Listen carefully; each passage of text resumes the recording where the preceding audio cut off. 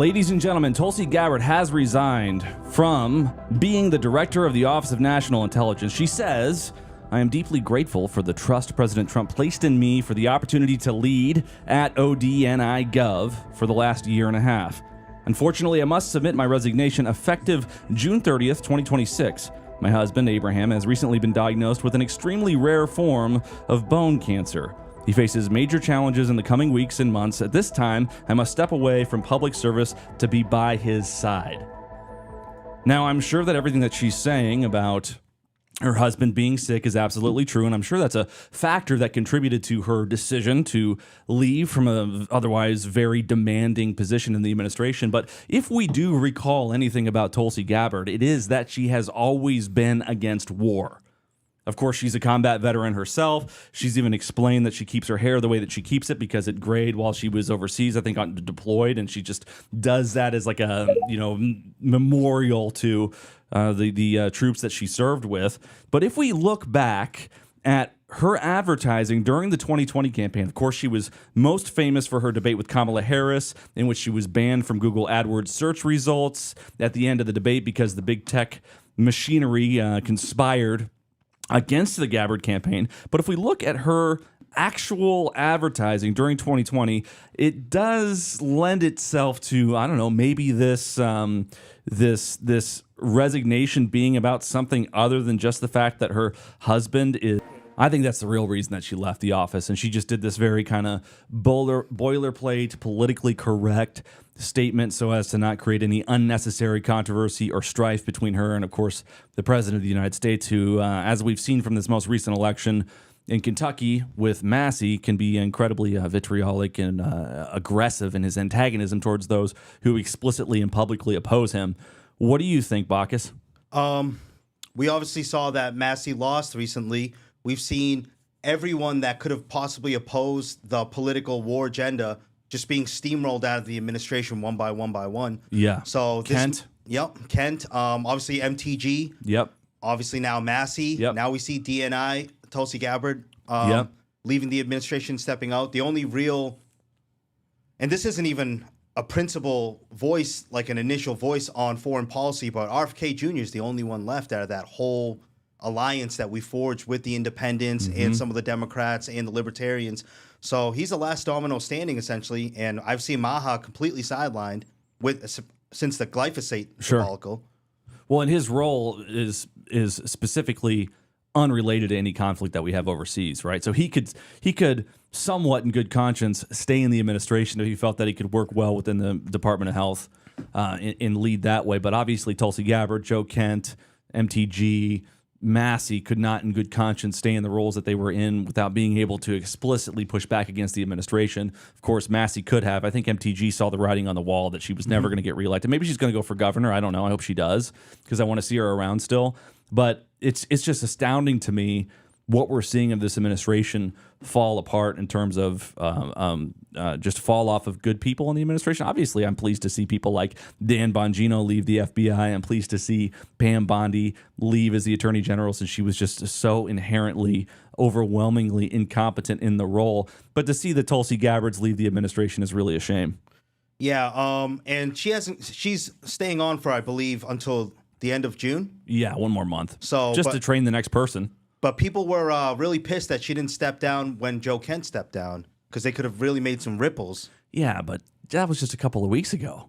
And she has such a broad swath of responsibility. DNI is supposed to be over national intelligence, CIA. They share intelligence. They act on the intelligence domestically and internationally. So she can't just leave, Yeah, carte 100%. blanche right away. Well, the thing that's interesting is that this war isn't just negatively impacting Trump's relationship with his administration, who is inherently opposed to war, given that's what Trump, of course, campaigned on, no new wars, bragging about the fact that under his first administration there were no new conflicts. But we do see here this breaking news that Trump is confirmed that he's skipping Donald Trump Jr.'s wedding, supposedly because of this conflict with Iran. Let's watch. Trump is skipping his son's wedding. On May 22nd, the president announces on Truth Social that he will not be attending Donald Trump Jr.'s wedding to Bettina Anderson this Memorial Day weekend, citing what he called circumstances pertaining to government and his need to remain in Washington. He writes in the statement, "While I very much wanted to be No, with this my is the worst son, fucking Don video Jr. ever. and the Sorry about that annoying ass music and that annoying ass voice. But he said that he's going to miss it because he's got too much work to do. Well, if we want to play clip 112, Trump skips, we can hear it in his own words. Trump skips? Yep. Okay, let's do that. Let's go, Darvis. He'd like me to go, but it's going to be just a small little private affair, and I'm going to try and make it. I'm in the midst. I said, you know, this is not good timing for me. I have a thing called Iran and other things. That's one I can't win on. If I do attend, I get killed. If I don't attend, I get killed. By the fake news, of course, I'm talking about. No, but he's got a very person who I've known for a long time, and hopefully they're going to have a great marriage. So what could be more important than skipping the wedding of your own son? Then attending? Yeah. Than attending, yeah, sorry. I don't know. I don't know. It's astounding to me the amount of weddings that different politicians attend and the fact that you wouldn't attend your own son's wedding. And I understand if he's busy, but I don't know. Can he at least show up for 5 minutes? Where's it going to be? Is it going to be like way out of the it's probably going to be in Florida or something, huh? I would imagine either at Mar-a-Lago or like Bedminster or something, one of his clubs. Yeah. You know? Well, and it's interesting, too, because he just left Bedminster, as I understand it, to fly back to Washington, D.C., in light of the fact that allegedly Iran has decided not to participate in the ceasefire anymore. Mm-hmm. And Bedminster, if you remember correctly, is the place where Trump said that he would not be going while the UAPs were flying in the air. Do you remember that, dude? Yeah, it ties into the ballroom that he's constructing that's essentially continuity of government bunker with all the related faculties and facilities that you would need there to prosecute a war. Yep, absolutely. So I wonder if the reason that he left Bedminster has anything to do with some of the UFO disclosure stuff that's been going on, but probably not. It's probably just a coincidence this time. What do you think?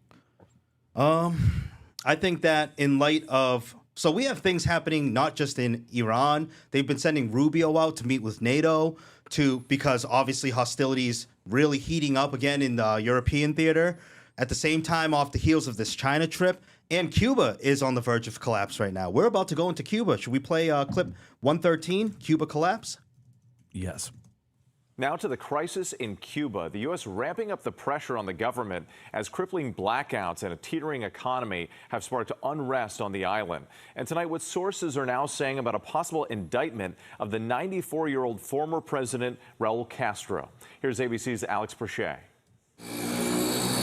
Tonight, the island nation of Cuba largely in the dark as its energy grid is on the verge of collapse. Extensive blackouts across the country have sparked protests. Cubans banging on pots and pans, shouting, "Turn the lights on." Many without power up to 22 hours a day, as a U.S. oil blockade and sanctions have caused a crippling energy and fuel shortage, part of an ongoing pressure campaign by the Trump administration. They need help, as you know. And you talk about a declining country. They are really a nation or a country in decline. So we're going to see. We have a lot to talk about. Yeah. And we were just talking about the drone warnings and obviously things heating up domestically here, possibly with terror attacks, insurgency on our own shores. And Cuba's what, 100 miles, 80 miles off the coast of... I think it's 90 miles off the coast of Florida. So I don't know if you want to get into 114 Cuba drones or 115 Cuban warning. Yeah, I do. But before we do that, 4 hours ago, Lindsey Graham, of course, says, "I believe the liberation of the wonderful people of Cuba from the clutches of communism is close at hand. Cuba Libre," he says. Of course, Lindsey Graham has been in love with every war that we've ever been in. And if you remember, here's this clip with Lindsey Graham, I believe, on Air Force One with Trump weeks ago, talking about Cuba right here. Have allies in these countries doing business with America. There you go. Cuba's days are numbered. They're communist trash, and we're going to be doing business with them after we replace the regime. Oh, and That's they're a Lindsey Graham right caliphate, and they've went after priests and nuns. We have you preying on people at Disneyland, brother. You've been in politics way too fucking long. Yeah, You should not be opening your mouth to comment whatsoever. It's disgusting. Lindsey Graham, I mean, I could just go on and on about him. What was the clip that you wanted to play about the drones? So remember there was that drone scare last week, 114 Cuba drones. We don't know if this is propaganda, but I tend to stay in the middle of this. It's probably somewhat accurate. Today from Cuba's President Miguel Diaz-Canel, the communist leader saying that a U.S. assault on Cuba will, quote, cause a bloodbath with incalculable consequences. It comes as Axios is reporting Havana has acquired more than 300 drones and has begun discussing plans to use them to attack U.S. bases and possibly Key West. Local 10's Jeff Dedarian is live in Miami with the latest on the escalating tensions. Jeff?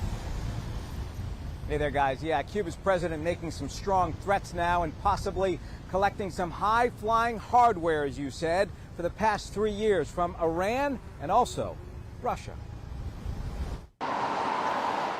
Tensions between the U.S. and Cuba continue to tighten like a vice grip of words, a Cold War echo with a modern twist now. Attention shifts to the sky. Drones, hundreds of them, according to a new report. Possibly 300 drones could attack, it says. Whether they could actually reach South Florida, well, that part isn't clear. So they're just trying to make the argument that Cuba could attack the United States with its drone technology. It wouldn't be its own drone technology. It'd be most likely Russian, Chinese, of course, Iranian. but, yeah, deployed by Cuba on behalf of these other nations or whatever. And so that's the justification for us to just out of nowhere go to war with them. No, what we're seeing here is there was a plan that was leaked in the early 2000s that had something to do with a new American currency called the embryo, and this was the North American Union. I didn't know that. Tell me about that. So how do you eat a pie? You eat it one slice at a time. How do you eat that slice? One bite at a time, correct? Correct. So instead of Unless you're Rosie O'Donnell. then you eat the whole pie all at once. Yeah. But what you would do is you would form a collective of states for each part of the world and then get that collective under a one world government. And I was completely opposed to it at the time, and I still am because centralization of power is dangerous. And we don't know who's going to be in office next. We don't know who's going to be wielding that power and for what purpose. But in terms of me maturing on my ideas and growing older, if we can form a North American Union that rules the Western Hemisphere that opposes a central world government, that wouldn't be the worst thing in my opinion. Which is why we're in Venezuela, why we're going to Cuba, why we're interdicting all these different drug trafficking cartels or caliphates, as Lindsey Graham likes to call it. We are essentially taking over the Western Hemisphere. Brilliant. He wants to take over the entire country. Then they said, no. He wants the world. He doesn't want the country. That's why he's in Iran. That's why he's in... Hey, by the way, how did we do in Venezuela? Not bad. That's why he's in... You know, we've taken out so much oil in Venezuela, we paid for the cost of the war about 25 times over. When did you hear that? So he's saying he's paid for the cost of the war with Iran with the oil that we've taken from Venezuela, even though none of the oil has been refined yet, none of the infrastructure has been put in place yet. Obviously, all the costs of oil have gone up in the United States of America. So if we supplemented the increase in demand for oil because of the Strait of Hormuz being closed with an increase of supply of oil from Venezuela, then why is it the domestic oil prices are going up? It's because we ship the oil we refine abroad still, which is why we're draining our strategic reserve. It's at historic lows. Yeah. Lower than I believe under Biden administration at this point. So he's talking out of both sides of his mouth. He needs to drum up support. He needs to rally the troops, which is why you see we are on a war footing with the primarying of Massie and bringing in Galrain. It's all neocons from here, pedal to the metal and wartime footing for a wartime economy. And by the way, did you see that the new hosts of the Charlie Kirk show insisted that Charlie would not have supported Thomas Massie? Check this out. Publicly, he would have certainly been messaging Massie about that and being like, what's going on Look, here? I don't want to speak for Charlie, but this is exactly what Charlie would have said, what Charlie would have thought, who he would have been texting and messaging. I can't speak for Charlie at all, but Charlie definitely would have hated Thomas Massie and been totally opposed to it. And let me tell you guys, you don't know because he never said it publicly, even though he was a public figure who always publicly said whatever he believed politically. But he was very, very upset with Massie about the big, beautiful bill and not supporting that, even though it passed without him. Yeah, we're not allowed to speak for a public figure that's obviously passed away tragically, but this much estrogen concentrated at one desk in one room can, right? That's insane to me. Yeah, it's just unbelievable. Since we've pivoted to Kirk a little bit, should we play some Kirk clips that I think are pertinent? Yeah, do it. What do you have? So I don't know if you guys have heard, this is obviously breaking news and it's been making the rounds on social media, but the contractor for that campus that dug up the concrete has come out on a podcast, and he's been kind of alluding to a cover-up, in my opinion. Seems to have integrity. He's obviously in a very dangerous spot speaking out about this. And he didn't have to do this, but he's going public now. If we play clip 100, Contractor Kirk. Didn't play the most important part. What does he say? He got rushed under the orders of the governor, the FBI, and the state government officials to dig up that concrete as fast as humanly possible and to re-pour. The concrete that was already there when Charlie was killed, or the concrete that was poured immediately after Charlie was killed? No, the concrete that was there that he was sitting on and set that whole booth up to give the presentation at. So they dug that up and were under an extremely quick timeline to just pour all new fresh concrete. And I don't think it's about bullet fragments. I think that what they were worried about was explosive residue, possibly. Yeah.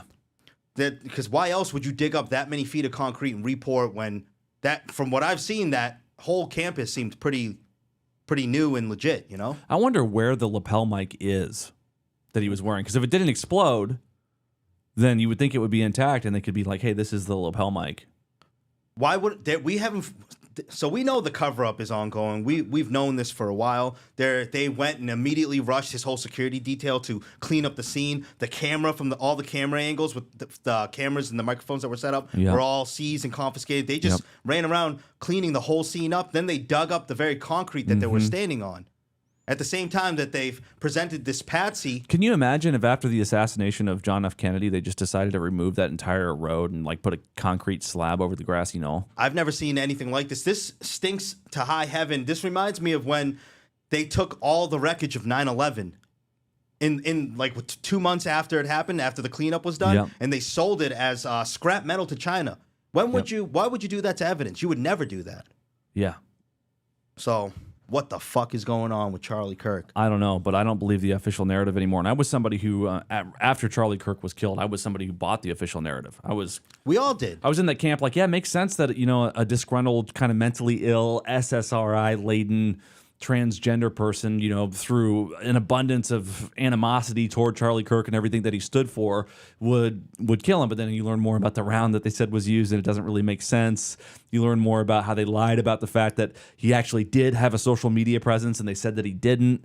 And it just gets weirder and weirder and more bizarre and more bizarre. And then you look at the footage really closely and you see that, oh, wow, it really looks like it was the lapel pin. And then you put it together that the lapel pin actually makes sense in the context of the fact that Israel recently used pagers, which are a similar device to a lapel microphone. And remember, Netanyahu came out 2 days after and said, Israel definitely did not do this. We didn't do that. No one accused was one of the first people to even like publicly announce or make a statement that Charlie Kirk had been killed. And don't forget, Trantifa was all over social media and even on camera that day saying he's not going to survive tomorrow. He's not going to survive today. Remember the actor that was like, oh, I did it to throw people off the trail so the shooter could get away. Don't forget that where the weapon was dumped was searched in Israel like 6 days prior to the shooting, the exact neighborhood, right down to the house in the yard where it was dumped. And once you realize that Antifa is really a CIA, FBI/FBI cutout, then it's like even if it was Tyler Robinson as a representative of this sect, it's still something that's fueled, catalyzed, MK Ultra by the deep state government. Oh, it's the network of perfect patsies. It's like patsies on demand. If we want to play clip 101, we even have oddities like this where Candace recently had this man on the show, and these words, I don't know why you would even say this on public television. 101 Charlie Kirk slip.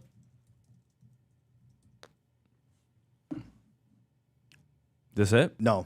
All right, let me try again. It's a clip of Candace interviewing someone on her show. Play 101. Let's see if that works. I contacted Is that it? Erica through a text and told her. I just told her, nobody's going to kill you. You're safe. You and the kids. No one's coming after you. They just wanted Charlie. And I was just trying to reassure her. How could he possibly even make that claim?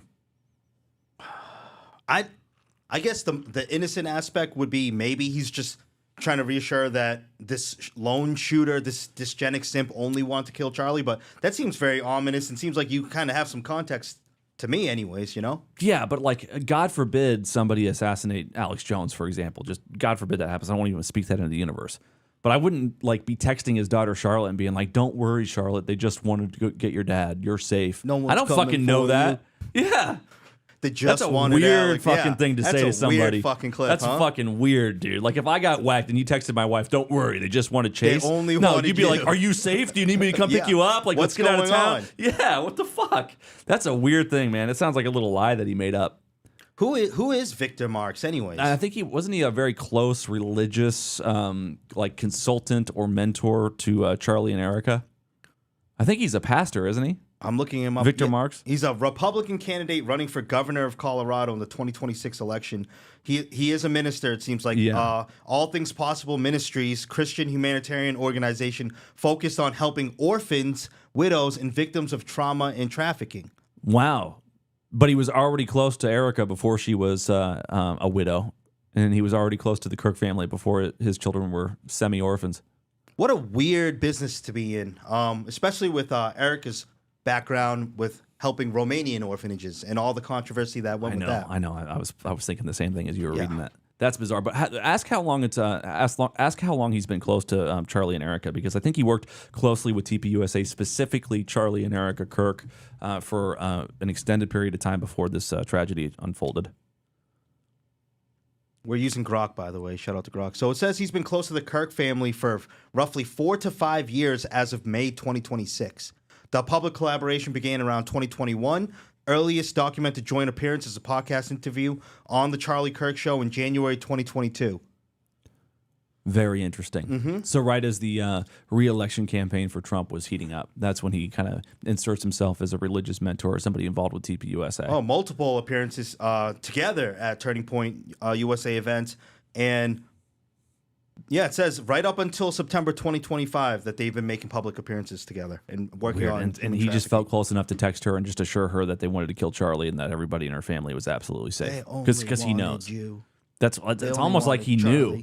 It's almost like he had awareness of what was going on, and he felt like he could tell her that to comfort her. That's bizarre, dude. I do not like that moment of that interview with Candace. No, it's super ominous, and he should allude and speak on that more. Like, that's what you're saying on podcast appearances? That's the weirdest shit I've ever. I saw some of the clips of that. By the way, did you get a chance to watch any of the Hunter Biden interview with Candace Owens? Yeah, I do like 5 minutes at a time. It's so cringy. Yeah, He's and just in her lying defense, through I his think fucking that teeth. she had agreed ahead of time to have a friendly interview with him. She had a completely different approach and attitude to what we saw with obviously that interview with Victor or some other people that she's interviewed, where she's really kind of brought the fire. The only real kind of direct question that I thought was difficult that she asked him was whether or not the cocaine in the White House was his. That was how she led the conversation. But other than that, it was a very kind of, hey, look. What was the answer? He said, of course it wasn't mine. And he said that he's been sober since, gosh, did he say 2019? Something like a long time ago. Almost 7 years, I think, in July is what he said. But it's very obvious if you look at the footage of Hunter Biden during that 4th of July celebration, for example, that he was tweaking out on the balcony of the White House. Do you remember Jill and Joe were standing there and Hunter Biden was tweaking? Do you know what I'm talking about? No. Dude, find the Hunter Biden tweaking 4th of July clip. Yeah, Jill is like obviously very upset. Let's see if we can find this clip. It's from obviously the 4th of July, so it might have to take Darvis a second to pull it up. Yeah, here we go. Found it right away. Let's go, Darvis. Dude, Darvis is the shit. Darvis for the win. Yeah, Biden keeps troubled son Hunter close as trouble mounts. President Joe Biden is keeping his troubled son closer and closer as problems mount for the younger Biden. Hunter Biden has spent the last 2 weeks with his father at Camp David, watched the July 4th fireworks from the White House balcony, and even attended they're not going gonna to show the clip. just 2 days after pleading guilty to Here you federal go. gun This is a and better tax one. It's charges. 16 seconds. My son's done nothing wrong. He's obviously tweaking. Oh, yeah. Jill's uncomfortable as hell because she knows he's pacing around and tweaking. I don't know why they decided to play this weird music with this clip. Fireworks are going off, and I think this was right around the time that the cocaine was found in the White House. Dude, you eat too much meat, you get the meat sweats. You do too much blow, you get the cocaine sweats. Yeah, he's walking around, he's fucking rubbing his face. He's like, he's like, I've been sober 7 years. I'm like, dude, that was like, was that last summer or the summer before? He's been sober probably maybe. It was the summer before last summer. You think he's sober still?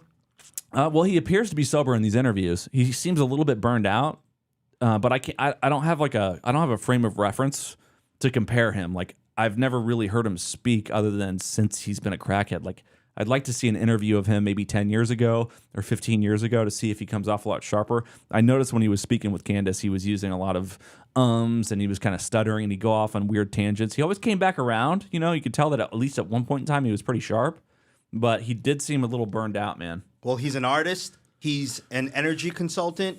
He is a point man for doing all the Biden business deals. So, yeah, he's a business extraordinaire. Yeah. I mean, he's a money laundering extraordinaire. Yeah. It's the Wolf of Washington, D.C. right there. But, I mean, it's a dead story, I guess. I don't know why I brought it up. It's worth giving context. I just I don't know what to think about this administration, man. With Tulsi leaving, Joe Kent leaving, Massie out, MTG out, Boebert obviously at odds with the president. We're running out of real kind of America First people in politics. Yeah, the America First. I mean, this was a bellwether primary, and we got crushed. We did. But I was very encouraged to see that 45% of Republicans in Kentucky were willing to explicitly defy Trump, willing to explicitly stand up for no more wars, Epstein transparency. I mean, for 45% of the party to defy Trump like they did in Kentucky that is very interesting. People are like, oh, it's a small sample size. I'm like, no, it's not. That's 17% of the state. And then the other criticism, of course, is, oh, well, yeah, that was just Democrats voting for Massie. But you have to be registered as a Republican by the end of December of the prior year in order to be eligible to vote in a Republican primary in Kentucky. It's a closed primary system. So the Democrats would have had to plan to have done this by the end of the year in droves last year. I mean, that's 5-6 months ago. They would have had to register as Republicans, and that makes them ineligible to vote in the Democratic primary if they do that, too, right? Yeah. And for the so they're fucked, right? It's like it doesn't make any sense. So no, I think it was legitimately 45% of Republicans in rural communities in the United States are willing to defy Trump. They probably still are glad that they voted for Trump, just like I am. They're probably disappointed in Trump, just like I am. They're opposed to the war. They want these America First libertarians in office, and I think that just shows a catastrophic trend against the neoconservatives, the Mark Levins and others. And you can tell that they're kind of panicking by how much they insist on bragging that Massie lost. Like they're just beating it like a dead horse. But the fact of the matter is all the numbers show like, holy shit, this is not going to look good for your segment of the party in 6 years when everybody under 55 is a greater portion of the party.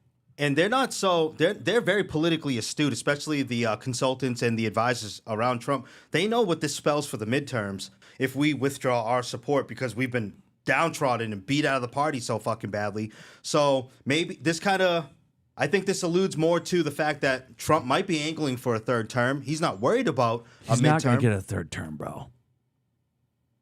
I'm telling you, that's an evergreen little clip that I have here. You have to amend the Constitution in order to pull that off, even in a state of emergency.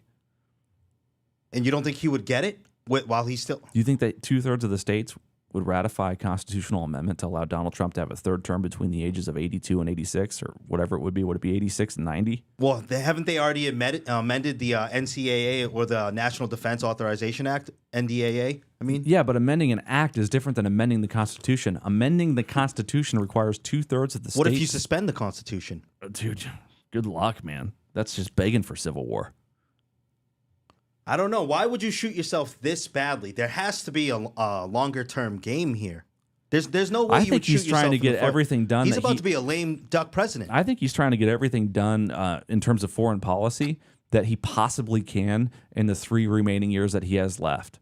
I think he's like, all right, well, these are the things that we should be doing over the course of the next, decade or 2 decades, but who knows who's going to be in office after I am, so I just got to rush it through. We got to solve the Venezuela problem. We got to solve the Iran problem. We got to solve the China problem. We got to solve the Russia problem. We got to solve the Cuba problem. Like, I think we're going to see some massive fucking war over the next 3 years because I think Trump sees it as the last chance. You're going to need the full term. You're going to need the House and the Senate.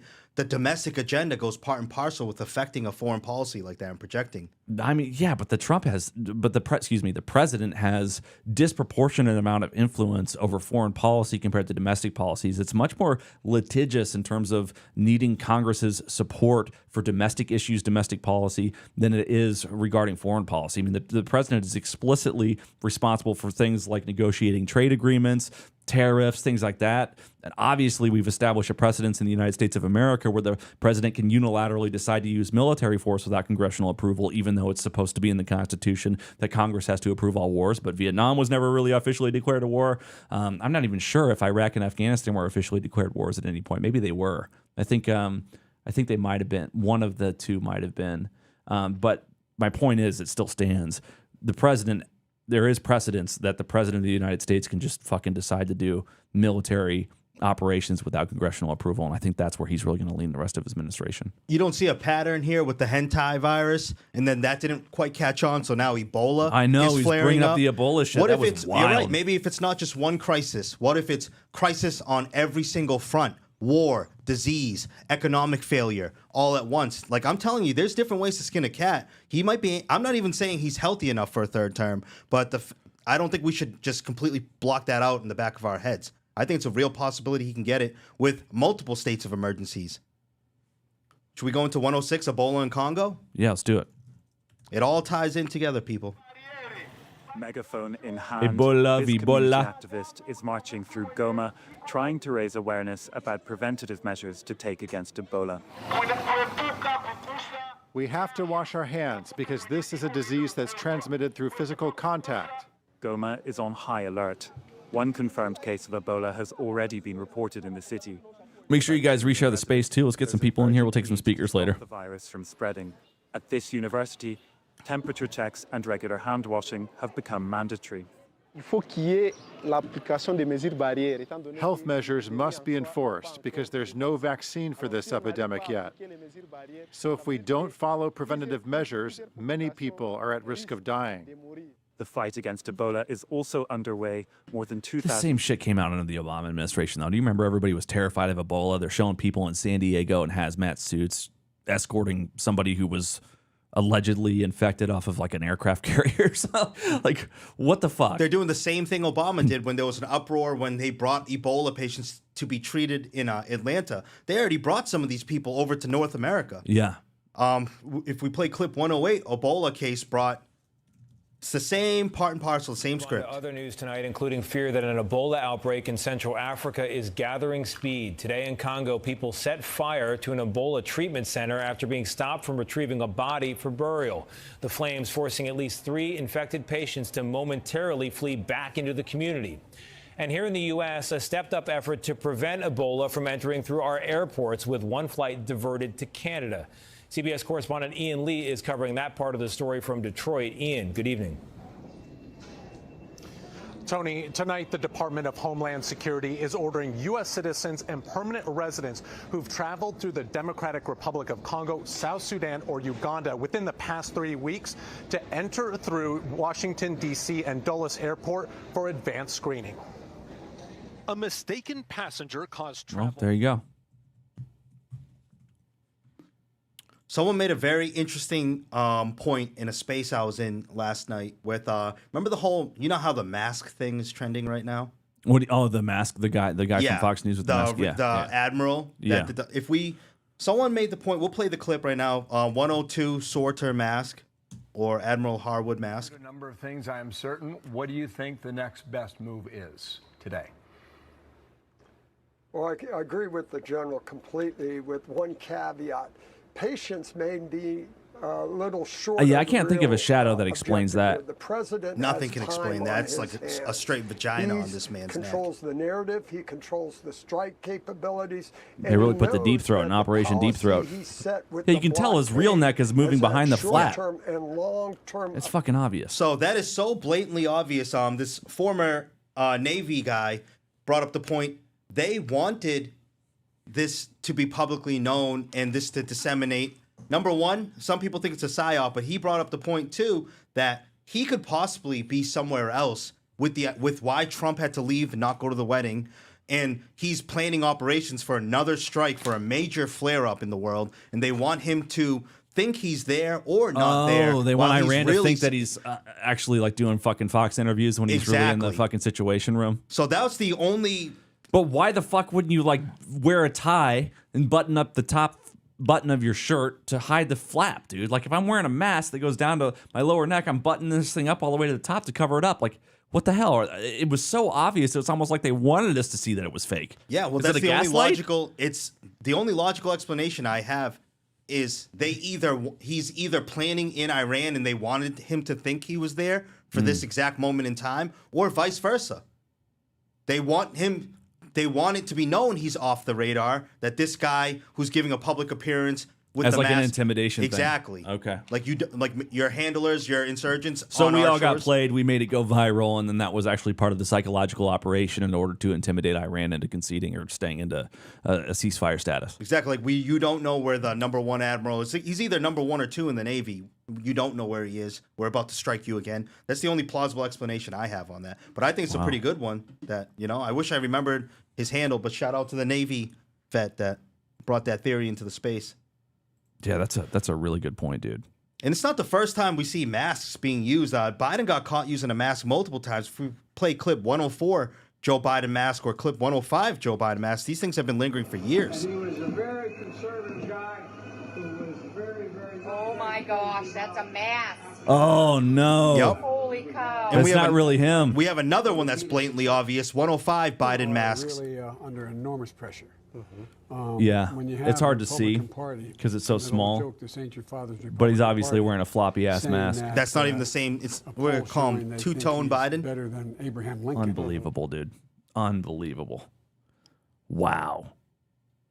Well, I mean, obviously, see, the thing is, though, like with Biden, the masks seem to be an effort to make him seem more competent than he really was. It made sense that you would put a rational, reasonable person in a mask to pretend to be Biden so he doesn't come off like a retard. Yeah. But it's a completely different incentive than this admiral incentive, right? When this guy is somebody who's still competent, that's more of like a psyop, whereas the Biden stuff seemed to be more like a cover-up for the fact that he was just totally incapable of having a rational conversation with anyone. He was just so mentally ill. But we brought it up because it lends credence to the fact that there is a lot of evidence of these techniques being used in the past. We know the CIA are masters of disguise and utilize masks covertly for their agents. So yeah, this has been a thing. Mark Kelly with the mask. Look at his ear. How weird that looks. Holy shit. I've never seen an ear that long. Look at that lobe. Yeah, that's some weird What is stuff. going on with that ear? What was it? The famous instance of George Herbert Walker Bush being deceived by the CIA when he saw that the lady had an interview with him for 15 minutes and then she took off her She mask? ripped the mask off? Yeah. Yeah. What was the point of even going public with that? I think she wanted the president to understand like how sophisticated the CIA was at its undercover work, its disguises, things of that nature. I think this clip exists somewhere. I could have sworn. Yeah, how the CIA fooled President Bush. This is a long clip. See if I can skip ahead to it. I want to see if they actually show the footage. She just tells the story. There is actual footage of it, though. Anyway, that wasn't the right clip, but you get the idea. You guys can look it up later. Wild stuff. So I think it ties into what we were alluding to earlier with Trump skipping the wedding, with Iran backing out of the ceasefire officially now, and Trump saying in his own words, I have Iran, I have a lot of different Let's not things going forget that how interesting it is in the context of everything that's happened over the last 2 weeks, that Trump goes over to China, they kiss Trump's ass big time, they degrade and humiliate the rest of his administration simultaneously, like we discussed on a recent show, right?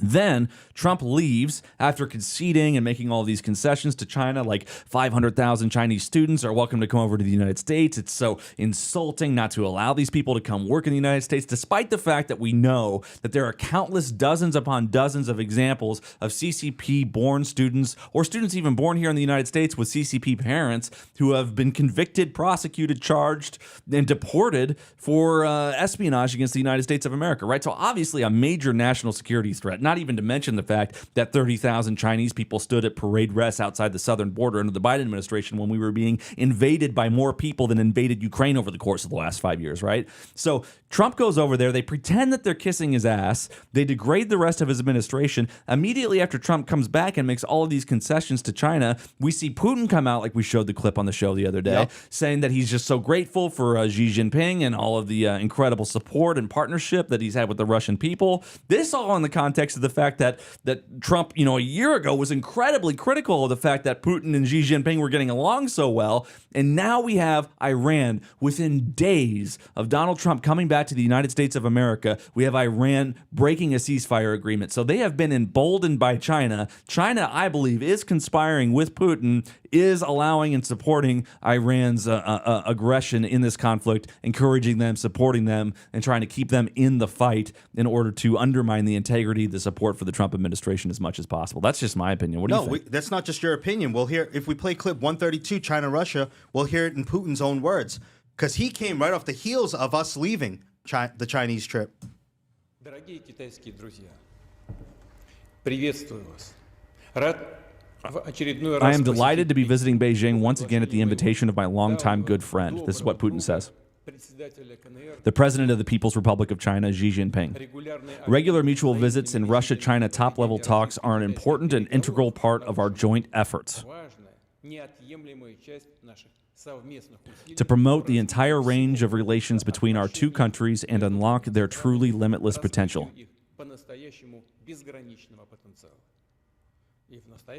Today, Russia-China relations have reached a truly unprecedented level, Putin says. Their special nature is reflected in the atmosphere of mutual understanding and trust, a commitment to pursuing win-win and equitable cooperation, conducting respectful dialogue, and supporting each other on matters affecting the core interests of both countries, including protection of sovereignty and state unity. Wow. So the cooperation's unlimited, and the mention of sovereignty is a direct jab at Taiwan, which China considers a breakaway province to this day. They've never considered it a separate entity or nation. Well, and keep in mind that the reason, or at least the explicitly stated reason, which I find reasonable, that Putin and Russia got involved in this conflict with Ukraine was to maintain, protect Russian sovereignty against the infringement or encroachment of NATO, right, or the United Nations. Well, yeah, that's what the word sovereignty means. Yeah, Ukraine Russian too. sovereignty, Chinese sovereignty simultaneously, right? Like, obviously, with Russia, we just bully them with the United Nations, with NATO, incessantly. We don't allow them to be a part of NATO. With China, we manipulate and bully them with how we undermine their currency, and we ensure that the dollar is the global reserve currency. We do things like get into wars with Iran to shut down so much of their oil and energy in the context of this artificial intelligence arms race that we're in. We won't allow them to take Taiwan. I mean, China and Russia are so abundantly, overwhelmingly pissed off at the United States of America because of the way that we do business internationally that, of course, they're more inclined to conspire together with one another than come to the table legitimately or genuinely with the United States of America, seeing as we just constantly abuse them. So the principal question Z asked Trump was, warning him on Taiwan, would you send ground troops to defend them when we go and take back our island? We need China because they're the biggest client state of Iranian oil in reopening the Strait of Hormuz. At the same time, they're supplying weapons. Need China because they supply everything that we buy. They make our pharmaceutical drugs. They make all the products that we buy. We do. I mean, the big tech companies, or the Amazons of the world, for example, would be absolutely crippled if we suddenly couldn't get any products from China. I mean, just think for a second about the crisis that we were in during the COVID pandemic when we had like the insulin shortage because we couldn't get it from China. Antibiotics. Toilet paper. I mean, it's just like there's nothing that we make here anymore because our politicians have sold us out to China over the course of the last 50 years. We are so dependent on them, and it's worked out up until this point because simultaneously China has been dependent on us as their number one customer to ensure that they could grow their economy. But once they reach a critical mass of economic growth, economic independence, economic sustainability, they are not going to need us as a customer in the same way anymore. It's kind of like a lot of small businesses begin with one major client, and then they're able to leverage the relationship with that client to diversify the number of companies or clients that they work with, so that they're no longer dependent on the initial thing that they were dependent on in order to get started. China's doing the exact same thing with its economy. It built its economy totally dependent on the business of the United States of America, but it is dominated in tooling, manufacturing, raw material sourcing so much, and so many other nations now are so dependent on China or indebted to China because of what it's done through its Belt and Road Initiative that it doesn't need the United States of America in the same way that it used to. Now it pretty much just needs the United States of America for our agricultural exports, particularly soybeans, But if Russia truly does succeed in controlling Ukraine, the breadbasket of Europe, then Russia can divert the agricultural exports of Ukraine away from Europe into China, making China further independent of the United States of America, positioning it to take over Taiwan, then positioning it to win the artificial intelligence arms race, and then boom, positioning it to have a trade monopoly in the hemisphere that it's currently operating in, undermining the dollar as the global reserve currency and ushering in a 21st century of CCP sovereignty. Well, this trip would indicate that they've already reached that critical mass because we didn't leave with the soybean They're deal. certainly acting like their dick got bigger. Oh, 100%. That Chinese dick got a couple more inches now. What did we leave with? They didn't. So we assembled the tech titans of industry for America. We flew out with roughly $12 trillion worth of GDP between the Mag 7 CEOs that were brought over there. Z didn't meet with a single one of them. That was kept out of our media. They met with a low-level Chinese official. They Just like the Japanese did to us right before Pearl Harbor. They're meeting with us. They're acting like everything's cool, and then boom, surprise, surprise. So we go over there. We need their cooperation for Iran war with reopening Strait of Hormuz. They bought 20 Boeing jets. That's the only fucking thing we left with. 20 That's Boeing it. jets. And we conceded that we would take 500,000 of their students. We got reamed right up the ass. And then right on the heels of that trip, Putin flies in. Do you want to see his arrival in China? Yeah. 131, Putin arrival in China. There he is. And he was met with similar pomp and circumstance to Donald Trump. I imagine that his administration was treated with more respect than our administration. Oh, it was a full cabinet-to-cabinet delegation. Yeah. And why do you meet with Putin after you meet with Trump? I would imagine that the last party that you meet with is the one that you have the real relationship with. Yes. Oh, yeah, they're waving the Russian flags. They're doing it in their CCP fashion. It's the same shit. I think the only reason they met with Trump was so they could have this meeting with Putin and make it look more equitable. No, well, they're cooperating with Russia. You heard it. Unlimited cooperation for sovereignty, for core interests of both national interests. So they're going to their bestie and saying, hey, this is, we played them. This is what's going on. And they're giving them the information in the longer term game plan. And meanwhile, you see unprecedented drone strikes on Kiev. So Putin is for the first time ramping up in an unprecedented way all of his attacks on Kiev and the capital specifically. Zelensky's trying to counter it by doing the same thing, but it's like diddly fuck what's happening in Moscow. Every once in a while, there's like a little explosion or something, but nothing really serious or consequential whatsoever happening. So you've got Putin applying increased pressure on Ukraine. You've got China applying increased pressure on the United States through Iran. And of course, the Taiwan thing is the next thing. Like, I would be very surprised if China did not actually explicitly act and take Taiwan in the next 36 months. I think he's going to do it under this administration. He's just waiting for this administration, our foreign policy, to be properly distracted. The more fronts that we're fighting on, the easier this operation, this military operation against Taiwan becomes, right? Like, if we actually make a move, an explicit move on Cuba, and we're doing the same shit in Cuba that we're doing in Iran, and the same shit in Cuba and Iran that we're doing in Ukraine, that's us fighting on three fronts. There's no way that we would have the military capacity, intelligence, even political support domestically to stop China from a decisive action in Taiwan. And didn't we just cancel a bunch of arms sales to Taiwan? I think we were about ready. Yes, we did. We were supposed to sell a bunch of weapons and munitions to Taiwan, and we canceled the order after Trump met with China. It looks to me that Trump's waffling. I never thought that they would do it during this administration, during this second term. Yeah, I just thought it was kind of Rocket Man bullshit that they said for the sake of the propaganda to their own people, right? Like, you got Kim Jong-un. He's always bragging about how powerful they are doing these fucking baloney rocket launches for everybody to see, just so he can have that kind of cult of personality. And then you see China do the same thing, where it's constantly telling its own population that it's going to take Taiwan and it has the power to do so, and the United States is fucked, but they're never actually doing it, right? But I think we're getting close to China actually acting, dude. Well, the U.S. deadline was around 2027, 2028. That's looking more and more viable. And the way you move in equipment, logistics, and troops is under the guise of drills. So if we go to clip 128, Russian tactical, this is already happening. Russia's moving to the north of Kyiv now through Belarus. Is supposed to be a non-nuclear state. Yet, over the last 3 years, it's been participating in nuclear exercises, operating dual-capable arms like this Su-25 fighter jet, and providing Russia with a base to store its non-strategic arms. Moscow says it is deploying its nuclear arms in Belarus through a sharing agreement with Minsk, which could alter the balance of power in Europe and threaten global non-proliferation efforts. Once part of the Soviet Union, Belarus used to host strategic and tactical nuclear weapons at installations across its territory. Following the collapse of the Soviet Union, newly independent Belarus, Ukraine and Kazakhstan signed the 1994 Budapest Memorandum with Russia, the US and the UK. The treaty is now in force. So basically, Belarus is being leveraged by the Russians. They're very close to the Russians in order to position Russia to massively escalate this conflict. It's even worse than that. Belarus is now hosting tactical nuclear warheads from Russia. That's how serious this has gotten. Wow.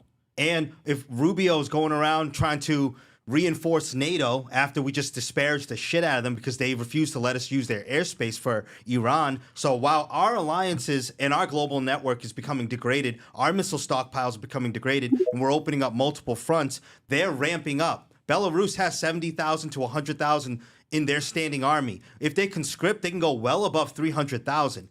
Yeah. So, and they can enter in from the north of Kyiv, opening up a completely new front, and Ukraine would be fucked. At that point, Poland would have to enter the war. Well, and all and I the saw Baltic footage states. today. Now they are forcing women to fight in the conflict. I saw a grown woman being abducted by the Ukrainian armed forces for the sake of conscription.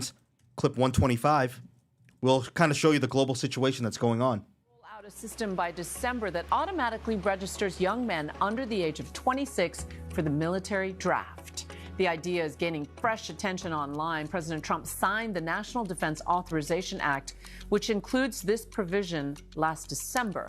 Currently, most 18 to 25-year-old men must be registered into the draft pool, but they have to do it manually. There hasn't been a U.S. military draft since 1973. I think it's very interesting in the context of the draft. The draft, of course, made me think of Ed Galrain, right? Because he's totally for conscription. In the context of him winning this election against Thomas 2 days ago. Yes. 3 days ago now, I guess. We have Tulsi resigning. I think Tulsi was waiting to see what was going to happen with that election, and I suspect that Tulsi and Massie are going to run in 2028. That would be an amazing ticket that could possibly save the country and the world. But I don't know if there's enough political power. I'm not saying that they would would win. I'm just saying it's looking like they're going to run. What would be the Democrat challenge? What would be the ticket in your opinion? I have no idea who the Democrats are going to Newsom? run. Newsom's going to run for sure. I don't know if he's got the support of the party yet. The party seems to have a wait and see policy, but there's a reason that Gavin Newsom out of nowhere decided to test his advertisements in Florida. That's because he's trying to see what the numbers. He tested advertisements in Florida, I think around the time of the DeSantis campaign during the primary the last time. So the only reason you do that is just to see how you do in red areas, in swing states, things of that nature. Newsom's definitely going to run. I don't know if AOC is going to run, but Newsom is one that certainly comes to mind as a candidate that's going to run. The only person that I could possibly think of that could rally the Democrats to any sort of sustainable political victory would be a Bernie Sanders, Newsom, Bernie Sanders, AOC. But he is too old. He is too old. Let me tell you what democratic socialism is. Remember when that dove flew out of his podium? No, I didn't know. I don't know. You never saw that No, I clip? didn't. Oh my God, it was like a Jesus moment. Find the Bernie Sanders dove clip. Let's see if Darvis can find it. This is from when he ran, I think, in maybe 2016. It might have been a 2020 clip, but I bet you this clip comes right up. Let's see here. Bernie Sanders in Portland. No. This was, what, at a campaign rally for Bernie? Yeah, I can't find it, but he was speaking and a dove just like randomly flew out of his podium. It looked like the dove. I can't find it, but we can pull it up later. But anyway, I have no idea who they're going to run. I mean, who are some major players in the Democratic Party right now? It seems like they're just sitting back quietly and allowing the Republican Party to self-destruct. You know, what's that famous saying? Never get in the way of your opponents when they're killing when they're killing making themselves. a mistake. Yeah, and I think that's what the Democratic policy is now. Like, hey, don't get involved in these conflicts between MAGA and America First. Let's just let them eat their own. Because I don't hear shit from any Democrats ever. And all I heard from 12 months ago, certainly 18 months ago, was just bitching and bitching and bitching. Like the Harry Sissons aren't showing up on my feed anymore like they used to. Others aren't showing up on my feed like they used to. They're just letting us eat our own, man. Well, whoever it is, Democrat or Republican administration, they're going to be a wartime president. Every single front is heating up. Did you hear what Israel said the other day? One of their main officials, I think, might even be their defense minister. I'm not sure. 117. The beginning. No, there you have it. So don't forget, we played that other clip. I don't know if you still want to play it. Clip 116. Israel will go total war. Israel has threatened to nuke London and Paris and Berlin and Rome. It's called the Samson Option. Yeah. They said if the Western democracy... You say you're not a crackpot. Yep, everybody knows about the Samson option. Obviously, you're familiar with the story of Samson in the Bible, right? Yes. He brought down... He had the long hair. He had strength like Hercules. Some whore cut his hair. He lost all of his strength. They tie him up in the temple. He says, Lord, please give me my strength back just for this one more thing. I'm going to bring down this temple on everybody. And a lot of people think it was like an allusion to what happened with Jesus Christ later, like a foreshadowing of what happens later in the text. But he brings down everybody, including himself. And so the official Samson option in Israel is we don't care if we're destroyed as long as we're able to destroy everyone else along with us. This mutually assured destruction is a matter of national security. So our proxies have lost their fucking mind. Israel has not only in a 7-front war, they opened up what Netanyahu said is the 8th front for the hearts and minds of American citizens. Now that with the Samson option being a potential thing in the future, that would be a 9th front against their own allies. So this situation is dangerously spiraling out of control. It doesn't even fucking make sense at this point. You're going to start lobbing, you're going to hit targets of your own allies, London, NATO allies, essentially, the very people that would back you up. No wonder why we're going to China and begging for cooperation, essentially, in a very nice way for cooperation on the Strait of Hormuz, which what did we sell? 20 Boeings? Z didn't meet with any of our captains of industry. He's not opening China back up. In fact, it's going to get more and more closed. And then on the heels of that trip, he invites Putin, who now has tactical nuclear warheads in Belarus. You just alluded to us canceling arms deals with Taiwan. Yeah. And the more we waffle and show our allies we won't back them up, the more likely they are to join BRICS. I gotta find that clip of that arms deal being canceled. I don't even know if there's a clip associated with it. I just read it as like a headline. Yeah. Yeah, here we go. This is an 8-minute clip though, but I don't want to watch whole. We'll just play a minute of it. We'll play a minute of it. Trump just backed down from backing Taiwan, helping Xi Jinping score a major win over Washington without firing a single shot. Taipei now appears to be losing visible support from its biggest ally. Chinese just as Taipei is Beijing's Taiwan. military and political shadow over the island grows larger by the day. Opponents charge that, fearful of provoking Xi's wrath, Trump has effectively cancelled a $14 billion arms package for Taipei by putting it on hold at a critical moment. The United States has formally paused a $14 billion arms sale to Taiwan, even as tensions with China continue to soar in the Taiwan Strait and beyond. The update was delivered by the U.S. So there you go. That's the headline.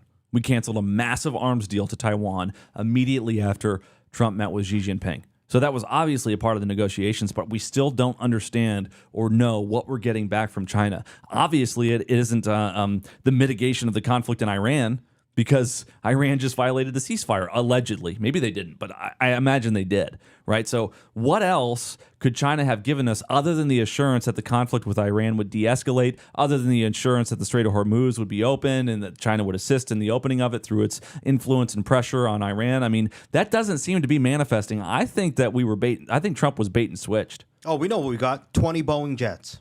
They sold 20 Boeing jets, but they canceled 10% of the arms deals that the military-industrial complex would make in a year. In a given year, what we export about $150 billion worth of arms.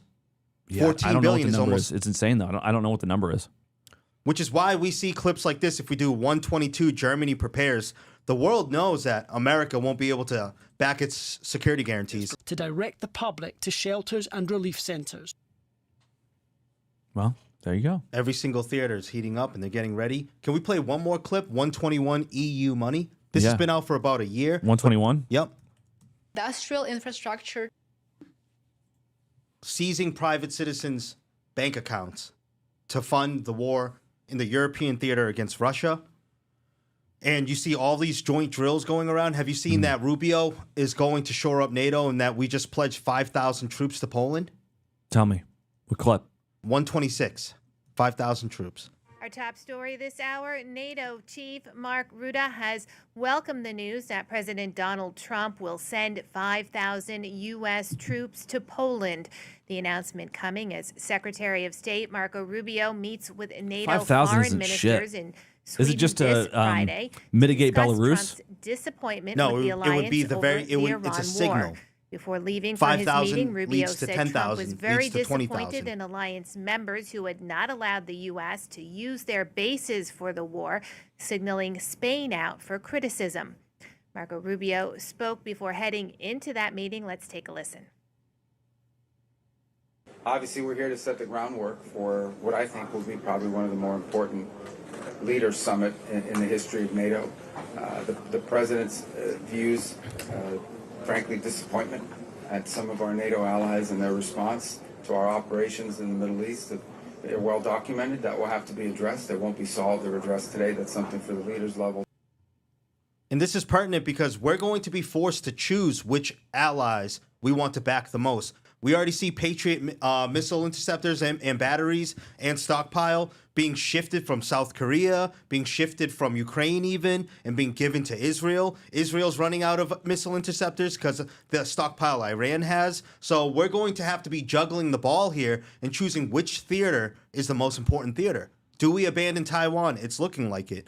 Are we shifting troops over to back the NATO alliance, especially when we're in such a bad dispute with them over whether we can use their air bases, we can use their airspace, at the same time that Israel's losing its goddamn fucking mind, saying we'll bomb our own allies with the Samson option. It's unbelievable. I think what we're going to see over the course of the next couple of years, even the next several months, is Trump really strategically ramping up our relationship with India. I think the plan is to try to make India what China used to be for us. I think they want India to be the manufacturing center. Obviously, artificial intelligence is in large going to have a massive negative impact on India, given that so much of their economy is dependent on U.S. companies hiring kind of C-list Indian developers for pennies on the dollar to develop software. That's going away. That demand is evaporating because people like me can now build apps using Claude. And me, I built that app. Yeah, you built apps using Claude, at a similar skill level to what Indians were doing manually for us in the past for software projects, right? And so I think what's going to happen is the United States is going to encourage India to shift from a software as a service economy to a manufacturing economy in order to replace where we get our products from and attempt to undercut the conflict with China. But what's interesting about that is you're going to see China then continue to support Pakistan even more and try to encourage antagonism from Pakistan on India in order to undermine that burgeoning relationship between the United States and India. And keep in mind, the IMEC corridor, which is meant to compete with the Belt and Road Initiative, is supposed to start in India, go through Saudi Arabia, go up into Israel, particularly the port of Haifa, and then from Haifa into Europe in order to compete with China and supply all of Europe. So all of the pieces are being moved around and positioned. This is like in the beginning of a game of Risk, the board game, where everybody puts their pieces down and takes a turn putting their pieces in strategic locations all over the entire map so that they're in the best position possible when everything becomes a hot war. Right? That's what's happening right now, I think, globally. Like you said, with Poland, with China, with Germany ramping up its military development, with this conflict happening with Cuba, Venezuela, Ukraine. I mean, you name all these different players. All of the pieces are being shifted around before this massive storm, I think, strikes. Well, it's funny that you just brought up Pakistan and India. Pakistan would be the proxy checkmate. If we go to clip 120, Pakistan enters war.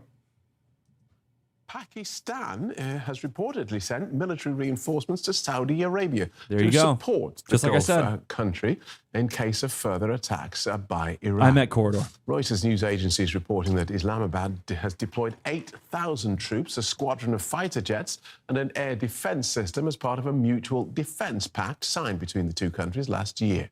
The reported deployment comes as Pakistan's Interior Minister, Mohsin Naqvi, travelled to Tehran for talks with Iranian Foreign Minister Abbas Araghchi. That's as part of Pakistan's ongoing mediation efforts between Iran and the United States. And the pertinent thing here is Saudi Arabia hosts Pakistan nuclear weapons. So does Israel even have Gulf state allies? Or is there going to be like a Muslim alliance? The only ally in the world that Israel has is the United States of America. So people are friendly to Israel to the extent that they want to ingratiate themselves with the United States. Exactly. And they'll choose an Islamic alliance over anything even dollar-denominated or U.S.-led, I believe, in my own personal opinion. They got that Islamic Brotherhood. I think so. I don't have a very sophisticated understanding of the United Arab Emirates or Saudi Arabia or Qatar. I must admit that like my understanding of these different nations and the different dynamics between how they play with one another is not particularly nuanced. And it's possible that just for ideological reasons they would side with the Muslims over the Jews because of the history of all that stuff. That's 100% possible. But my tendency is to think that the leaders of these nations primarily make decisions based off of pragmatism, and they use zealotry and ideology in order to leverage their population, not because they actually feel or have those religious ideals. Like I tend to think that, yes, the people of these nations are religious and devoted. Similar to the United States, we have a very Christian devoted nation from a populist standpoint. But then I think that the leaders of these nations, including the United States, may not take their faith in God as seriously, and they just leverage religion to the extent that it's convenient for them politically. From what I've seen, Muslims take Islam a lot more seriously than the modern Christians take, in America anyways, take Christianity. We see them go out on their prayer rugs. We see them have a 4-to-1 birth rate. We see them doing the 5 pillars of Islam and praying multiple times a day, while the average modern American Christian barely goes to church anymore. Yeah, that's true. That's true. But I wonder the extent to which their actual political class gives a shit about Allah. That's a good point. We see them opening up to the West. We see them serving alcohol in their countries. We see them like bringing the UFC. They're fucking hookers and stuff. And like they're corrupt like our political class too. But yeah, I agree with you. I mean, the people of Iran are much more religiously devoted than the people of Austin, Texas. Yeah, that's such a bad thing too. Yeah, 100%, man. I mean, you don't see any Christians flying planes into buildings for Jesus. And as America has to choose the winners and the losers in which theater they're going to back up, China is moving in to fill the gaps in. If we play clip 134, China World. Just days after bidding farewell to U.S. President Donald Trump, Chinese President Xi Jinping is gearing up to host another high-profile guest, Russian President Vladimir Putin. I'm confident that together we will continue to do everything possible. We saw some of this from Putin earlier to deepen the Russia-China partnership and good neighborliness for our two countries' dynamic development. And for the well-being of our peoples in the interests of maintaining global security and stability. Putin's visit, slated for May 19th, and who used to maintain global security and stability? The United States or NATO. Watch summit. It marks the first time that China has hosted the leaders of the two powers separately in the same month. The proximity of their visits reflects Beijing's efforts to manage ties with both countries.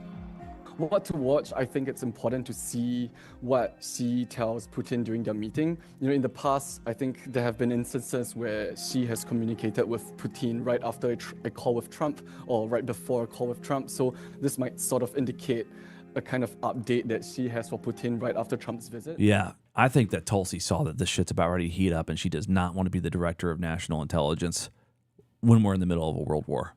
Well, China has effectively checkmated South Korea. They have their, because what happened in South Korea over the past year was the same instance of what happened in the United States. You mean with that coup that almost happened, or the? Yeah, well, that was all interlinked. So Korea's in a very, very terrible bind right now, where 50% of the country essentially think their election was stolen, and a CCP puppet has been installed. They still have their proxy in North Korea, and we're running joint drills all over with Philippines, potentially. Not to mention the fact that they have a massive population crisis too. They're aging out. I mean, they're just ripe for an invasion. And Samsung, which the clip we played the other day, all those memory chips, the global monopoly on memory chips comes from Samsung. Yeah. So there's going to be a shortage in all these AI chips that are needed for cloud compute for and everything instead else. of training our own people to be in STEM roles or in manufacturing roles or technological development roles here in the United States of America, we've got Trump agreeing to bring in 500,000 Chinese. So why is it that we're not like rapidly trying to ramp up our skill set to compete with China, and instead we're trying to import the Chinese in order to help us compete with China? That makes no sense whatsoever. Because we're too busy trying to extend and maintain the American empire instead of just growing something that would better suit us in the future domestically here. And that's going to be a big fucking issue. I am not seeing the fucking 4D chess, man. I'm not even seeing 3D chess right now. It seems like this presidency is very reactive rather than proactive. And we had this always happens, whether it's the Democrats or the Republicans, but especially with the Republicans. They get in, they kick ass, they take the White House, they take the Senate, they take the House of Representatives, and then they just totally fuck it all up every fucking time. Every time we have all of the power, we just fuck it all up. Then the Democrats get in, they're like, boom, Affordable Care Act, healthcare will be different forever. Fuck! Boom, massive stimulus package. The economy will be different forever. Boom, massive increase in surveillance and espionage. The whole United States of America will be completely different from ever. It's like every time they win, they kick ass. And every time the Republicans win, we just fucking like curl up in a corner. Like, what the fuck is going on? Did you see Burchett's comments on the House Closed Committee with his, they're saying that they're cutting backroom deals when we have the majority? What clip? Burchett on... What number? I don't have it here. We're going to have to use Darvis. Okay. All right, fine. But he just made it, the comments. Yeah. I think I have it in my list, actually. I just don't know what number it is. Let's see if I can find it real quick. But he's going to be the next one that's fucking out. Yeah, well, and I love Burchett. Yeah, I like him too. Is this one? Mm-hmm. Hey, everybody, Tim Burchett just left the committee. Had some amendments that were cutting regulation, things that we should as Republicans do, but because of backroom deals they cut. They won't allow any amendments on the bill because the Democrats one Democrat didn't agree to it. So here we are in the majority, and we're not allowed to do that. And I'll guarantee you when the Democrats are in the majority, which they very much could be because of this kind of garbage. If we're going to be in the majority, you all have extended us an incredible gift, and we're going to blow it because we're not acting like we're in the majority. Yeah, he's absolutely right. And he came out and said that today's disclosure was just a bunch of bullshit and that they're not showing us the stuff that he's seen. He's like, typical CIA stuff. They're showing you all the stuff you already knew about. I've seen some shit that's real. I can't tell you about it. I think he's going to snap and just tell us all about it. I really do. We're just being given a shiny object. I don't give a shit about UFO disclosure right now. Like, pretty much at this point, if you don't know that extra-dimensional entities are real, and like this has been all throughout history. There's then you've no been living under a demand for rock. it to be released whatsoever, really. Everybody that's been pro-disclosure for an extended period of time has been promising or reassuring us for the last 2 years that whatever disclosure is about ready to come is going to be like a false flag, right? And so why is it, other than some sort of a psychological operation, that this administration is insisting on UAP disclosure, UFO disclosure, when there's no political demand for it whatsoever? Everyone's much more interested in other things like Epstein, why we're at war with Iran, why gas prices are so high, why the economy isn't as good, whether or not artificial intelligence is going to take over the entire job market, whether or not these data centers are actually going to ruin the water in local communities. I mean, these are the things that people are interested in, right? Whether or not trade is going to be facilitated from the east to west and vice versa. Yeah, but they insist out of nowhere that there's got to be some massive disclosure, and then the disclosure that they give is just like super vanilla. Like, why is it that they're pushing UAP disclosure and then they're not really disclosing? They're just teasing us with this shit. It's like massive UFO edgelording. So, with reference of everything we were just talking about, there's two significant events that we need to be looking out for. I don't know if you want to play the clips now or take speakers, but it's clip 127, Suwalki Gap. This is going to cover, because one of the events have already happened, which is the closure of the Strait of Hormuz. These are the other two events you need to be looking for. So the three geopolitical flashpoints you really need to be concerned about, one of them has already occurred. Whoever controls the Strait of Hormuz dictates Middle Eastern oil output and the flow of materials and goods associated with that. That's already at a stalemate. The second geopolitical flashpoint is going to be who controls the Suwalki Gap, because that determines whose armies can mobilize and get in and out. Is it going to be the EU or is it going to be Russia? And then the third geopolitical flashpoint to watch out for is, can China break out of the first and second island chain, which would mean China's Navy has unmitigated access to the Pacific Ocean, and that would be from where China could actually directly attack the west coast of the United States. Do you think China's actually going to attack the United States? Well, like we were saying, you eat a pie one bite at a time. To the very first attack from China to the United States would be, can they break through the first island chain and then the second island chain? See, I think what they're going to do is, I think that they are going to attempt to establish total trade and economic and supply dominance in the hemisphere that they're in, right? And I think they're just going to systematically purchase the United States of America. They're going to buy the farmland, they're going to buy the infrastructure, they're going to buy the physical real estate. And whether it's actual citizens of the CCP that do it, or students that they send over that end up staying here and working here, or it's just the next generation of Chinese that are naturally born here, I think they're planning on an invasion through immigration and then an economic plan so they can just own all of the United States. That's what I really think. My main counter argument to that is what you described was the last 20 years. Who owns the most U.S. debt? China. Exactly. How many generations of students and business owners have already immigrated and are now second and third generation citizens of this country? Countless hundreds of thousands, if not millions. Tens of millions, I would argue, Chinese have already done that.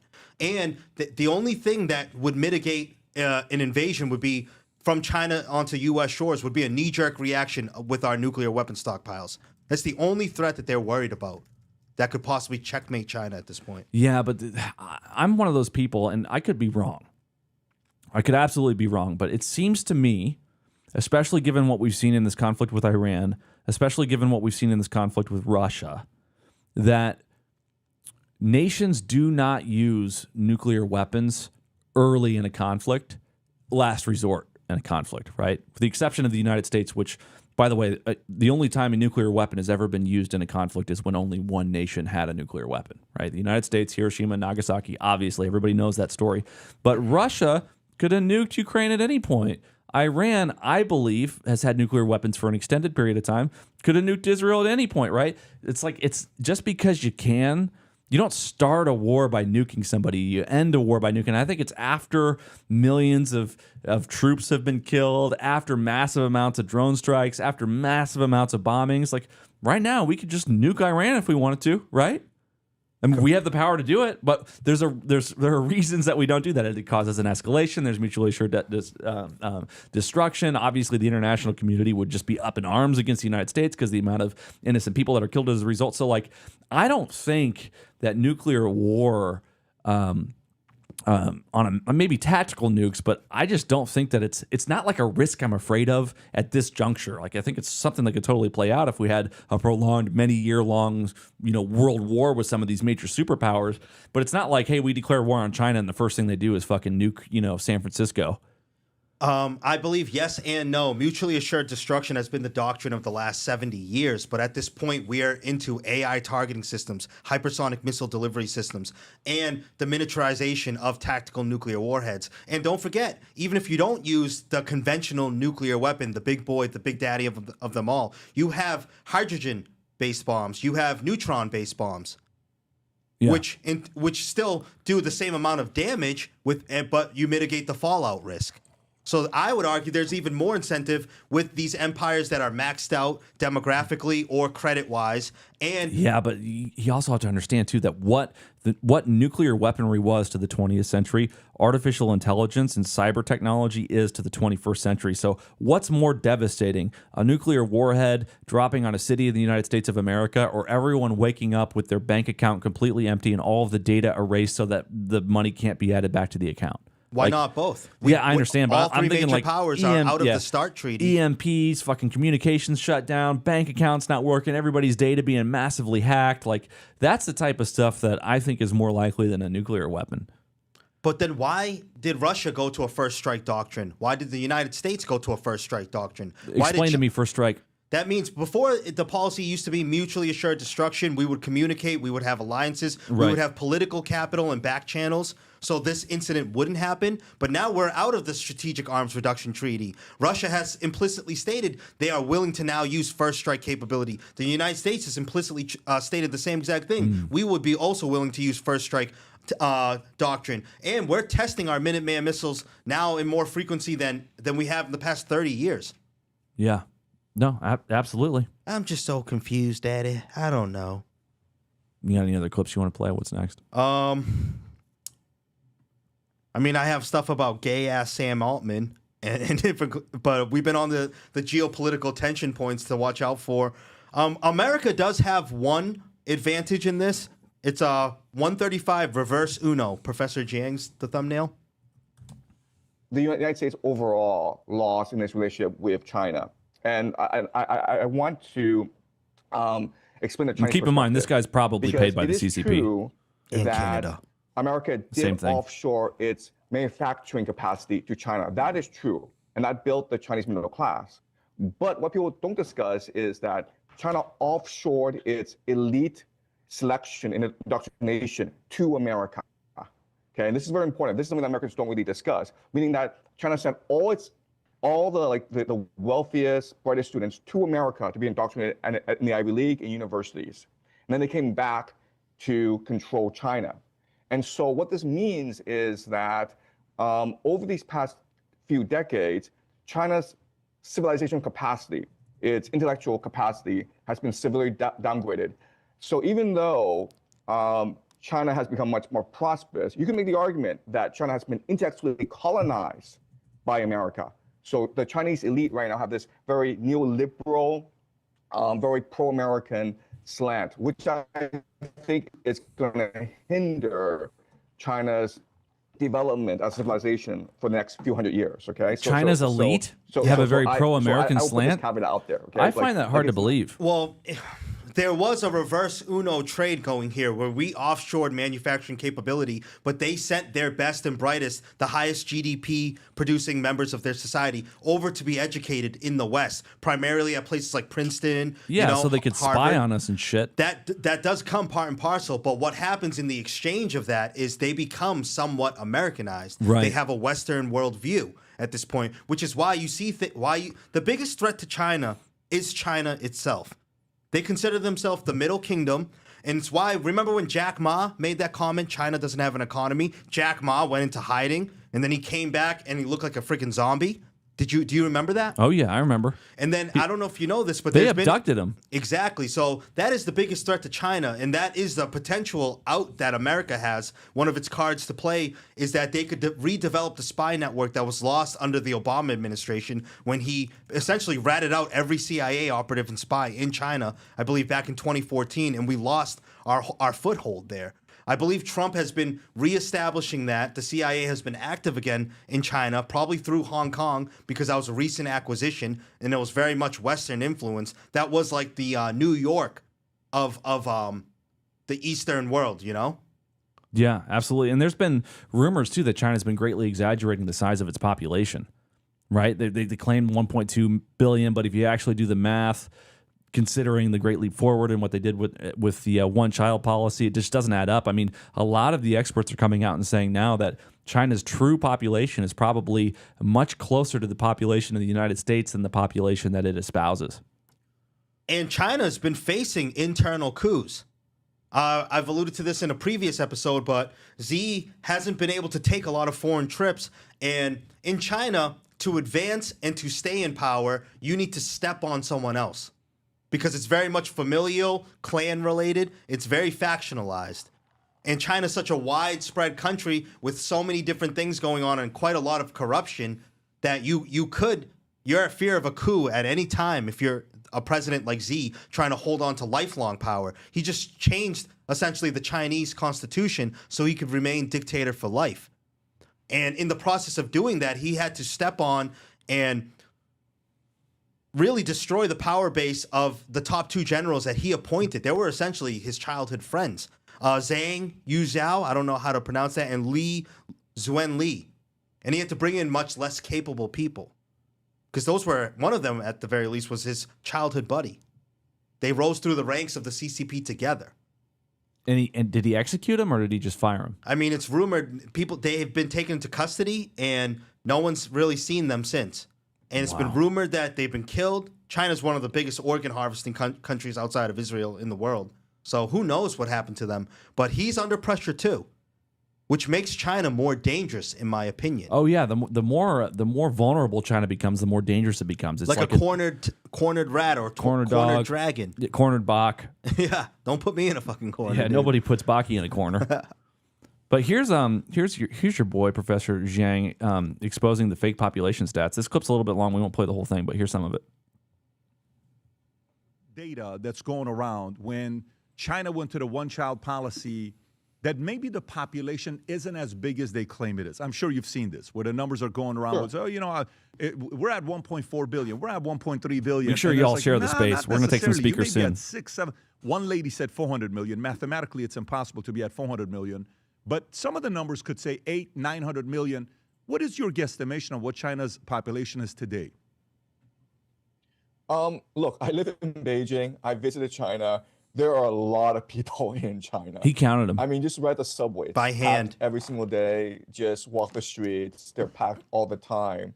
You know, and I travel a lot. There are a lot of people in China. I can't tell you what the exact statistics are. There's probably some overcounting because local governments tend to lie. Because obviously, like the more people you say you have, the more government subsidies you can get. So I imagine there's some population inflation, but I believe it's still over 1 billion people. The issue in China. See, and this is how you know that he's CCP, because it doesn't make sense that there's 1 billion people with the one-child policy that they had for as long as they had it. Like, let's just look this up. How many people lived in China when one-child policy was initiated?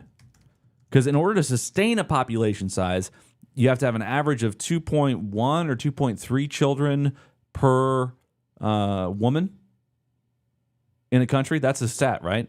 I don't know what you would need to sustain. Yeah. So that's the stat. Yeah, a woman has to have 2.1 to 2.3 children in order to kind of break even, right? United States right now, I think, is in the 1.7 to 1.8 range. So our domestic, our local native population is declining. We compensate for that by the amount of immigrants that we allow into the country. So our overall population growth still kind of shows. I think it might have tipped the other side. But it says approximately 969 million to 981 million people were living in China during the one-child policy. So the one-child policy was first pushed in 1979 and officially standardized nationwide on September 25th of 1980. In 1979, China's population was about 969 million. Of course, there were going to be exaggerations during that time. It was, within 2 decades of the Great Leap Forward. So they could have been lying about the initial population then. But the policy was introduced in 1980. Let's see, how long did it go on for? China's one-child policy lasted 36 years. So from 1980 until October of 2015. So if we know that a population must have an average of 2.1 or 2.3 children per woman in order to break even, that would mean that if there was a 2-child policy and everybody had 2 children from 1980 until 2015, then the population of China would still be 969 million, assuming that number was true even to begin with. But if they had a 1-child policy for 36 fucking years, that means that the population of China is much less than 979 million people if they just ended in 2015. Much less.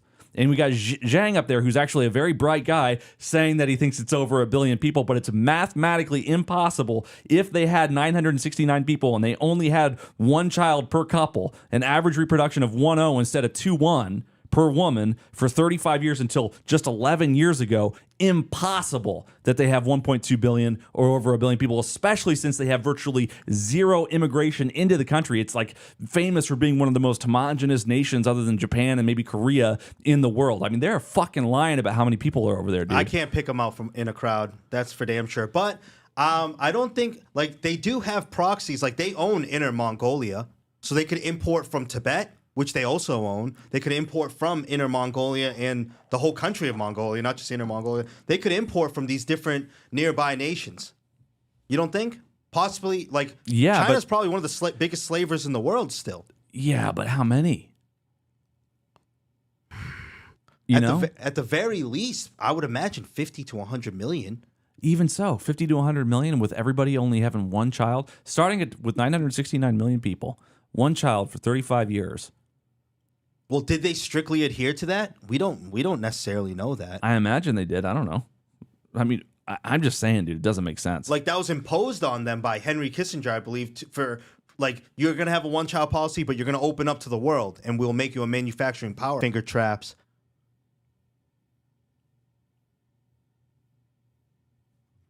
Anyway, whatever. Operator, you requested to speak a long time ago. What's on your mind, dude? If you're still listening, go ahead and unmute yourself. Yeah, can you hear me okay? You sound great. Amazing. Yes, getting some takeout here. How you doing, Oh, Chase? no, takeout. Is it Chinese? Little Chinese takeout. No, some Italian. All Oh, right, bro. nice. Hell yeah. I love to hear it. Yeah. So, yeah, I want to circle back to what you were saying about Charlie Kirk assassination. Yeah. And, you know, obviously it's a conspiracy theory. You know, who knows what's real and what's not real anymore. You know, in this Alice in Wonderland down the rabbit hole world we're living in. But I only like believe the videos from the live stream from that day. Okay. I think the videos after are all sus. I can't trust them with all this AI stuff. There were people who were like on the ground who said like they took videos and like they were messed with after the fact, after the incident. And I totally believe the government has back doors. It can just jump into your phone and change stuff, you know, delete stuff, you know, or it's just a monitoring device in general, you know. And because of that, I think he was, from the videos from that day, the only way I can explain the shirt thing is not the pager thing, because if you look at the pager videos from the Israel attack, the Mossad attack, there's like sparks and smoke. There was none of that present with Kirk. Good point. And we still need to explain how his shirt jumps. No one like can really explain that. And from the day of, I think he was wearing a vest. And there's multiple videos where he's not wearing a vest. I don't know if they changed them or if it's a different angle or whatever. But from the day of the two live stream videos, it looks like he's wearing a vest. And that it bounces off the vest, and the plate goes. So you think the round might have hit the vest and the ricochet? The bullets deform. That's why the bone stopped it. It slows down, and there's a possibility in me that think that it was like kind of like in that movie Limitless, where they're like, all right, let's fake an assassination attempt and make him bigger than Dallas, you know, that he's just wounded, he's hit in the vest. He said he was and wore before a bulletproof vest, and obviously I think with the threats he would. So it could have been a psyop gone wrong. Of course, I'll repeat myself, this is just conspiracy theory, just hypotheticals, because, you know, FBI is not giving us anything, the news doesn't give us anything. So I just wanted to bounce these ideas off of you. But the stones you were talking about, like how they did the excavating and stuff. Yeah. Like if this is some weird like ritual thing where they're like smoking this guy maybe as like some sort of grand ritual because there was some symbolism and stuff, and as a greater psyop to the masses, because they wanted everybody to see this, which is kind of fucked up. You know, they wanted to traumatize. Oh, it was so gruesome, dude. I'll never forget seeing all that blood pour out. It was like, that was probably one of the most fucked up things I've seen. Yeah, it was like, and they wanted everybody to see it. They could have got him when he like left in the middle of the night while he's sleeping, you know, some guy through the window or whatever, assassins everywhere running around. Yeah. You know, but with the stones and the excavating, like if it is some ritual, they have it in that like occultism stuff for those believers in that they believe like the buildings and stones and stuff around absorbs energies. So they take the sacrificial stones and they like build like rooms out of it, you know, and they can do rituals in there because like, you know, the stone, those those pieces of stone were present when he was killed and his life force was released. Right, I understand. You know, and like they've done experiments in Russia before where they like take pieces of granite that are on like certain points in like pyramid shape and make like a prison cell out of those pieces of granite, and then just use regular granite in another ward, and you know the prisoners will have like no rapes, no violence. They'll be like changed by the energy of the stones, and like Epstein believed in crystals. So I don't know about that. Like I said, once again, just conspiracy theories I wanted to bounce off of you. I'll stop there and let you talk about those items first before I keep going. Well, I think that if he'd been shot in the chest with you know, a real round, and then it was ricochet into his neck, if that was the explanation for what happened, I think that would be the official narrative. The fact that the official narrative is that he was shot directly in the neck, and we know that's virtually impossible with the round that was used for the outcome to be as it was. I think that I still think it was the lapel thing. But that being said, you know, with the pagers, that's a good point. You know, there was a lot of smoke, there were sparks flying. Obviously, a pager has a lot more. The pagers had a lot more collateral damage associated with them than the lapel mic. There are instances or claims, allegations that when all these pagers exploded, innocent people were killed. Whether it was the Hamas individual was at dinner with his family, there were women and children around, whatever. Right, but with Charlie, it was very obvious that there wasn't any collateral damage. It was just the one target. So maybe that's an explanation as to why you don't see the same amount of smoke or sparks in the attack that you would with a pager. Assuming if we're trying to make an argument for the lapel mic being the attack vector or the attack mechanism, but yeah, man, I just think that if he'd been shot in the chest with a round like that, the autopsy would have reported, ribs broken, things of that nature. That would have been the official narrative. And that probably would have been a narrative that would have worked better for the establishment if they would have claimed that he was shot in the chest, if they would have claimed in his autopsy that his ribs were broken, if they would have claimed that a piece of shrapnel went into his neck after the shirt was struck, and they use that as an explanation to, explain why the shirt moved in the way that it did, but they didn't. It's just so bizarre to me. It seems to me like it was the lapel mic. Now, I'm not saying that it was Israel specifically. I'm not saying whether it was the CIA or the FBI or whether it was some other thing or somebody on his own internal team. I don't have enough evidence to make a claim as to who was responsible for the assassination. I know who certainly benefited from his death if it's true that his trajectory or political persuasion was shifting as it pertains to Zionism or his donors, or whether he was really considered to be a major threat to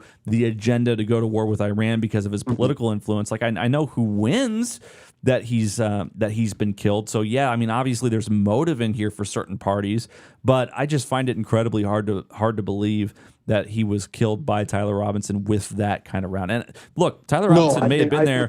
I think Tyler Robinson was a patsy. Yeah. They have when you have these grand schemes, you have the patsy fall guy, lined up story. The story changes as time goes by.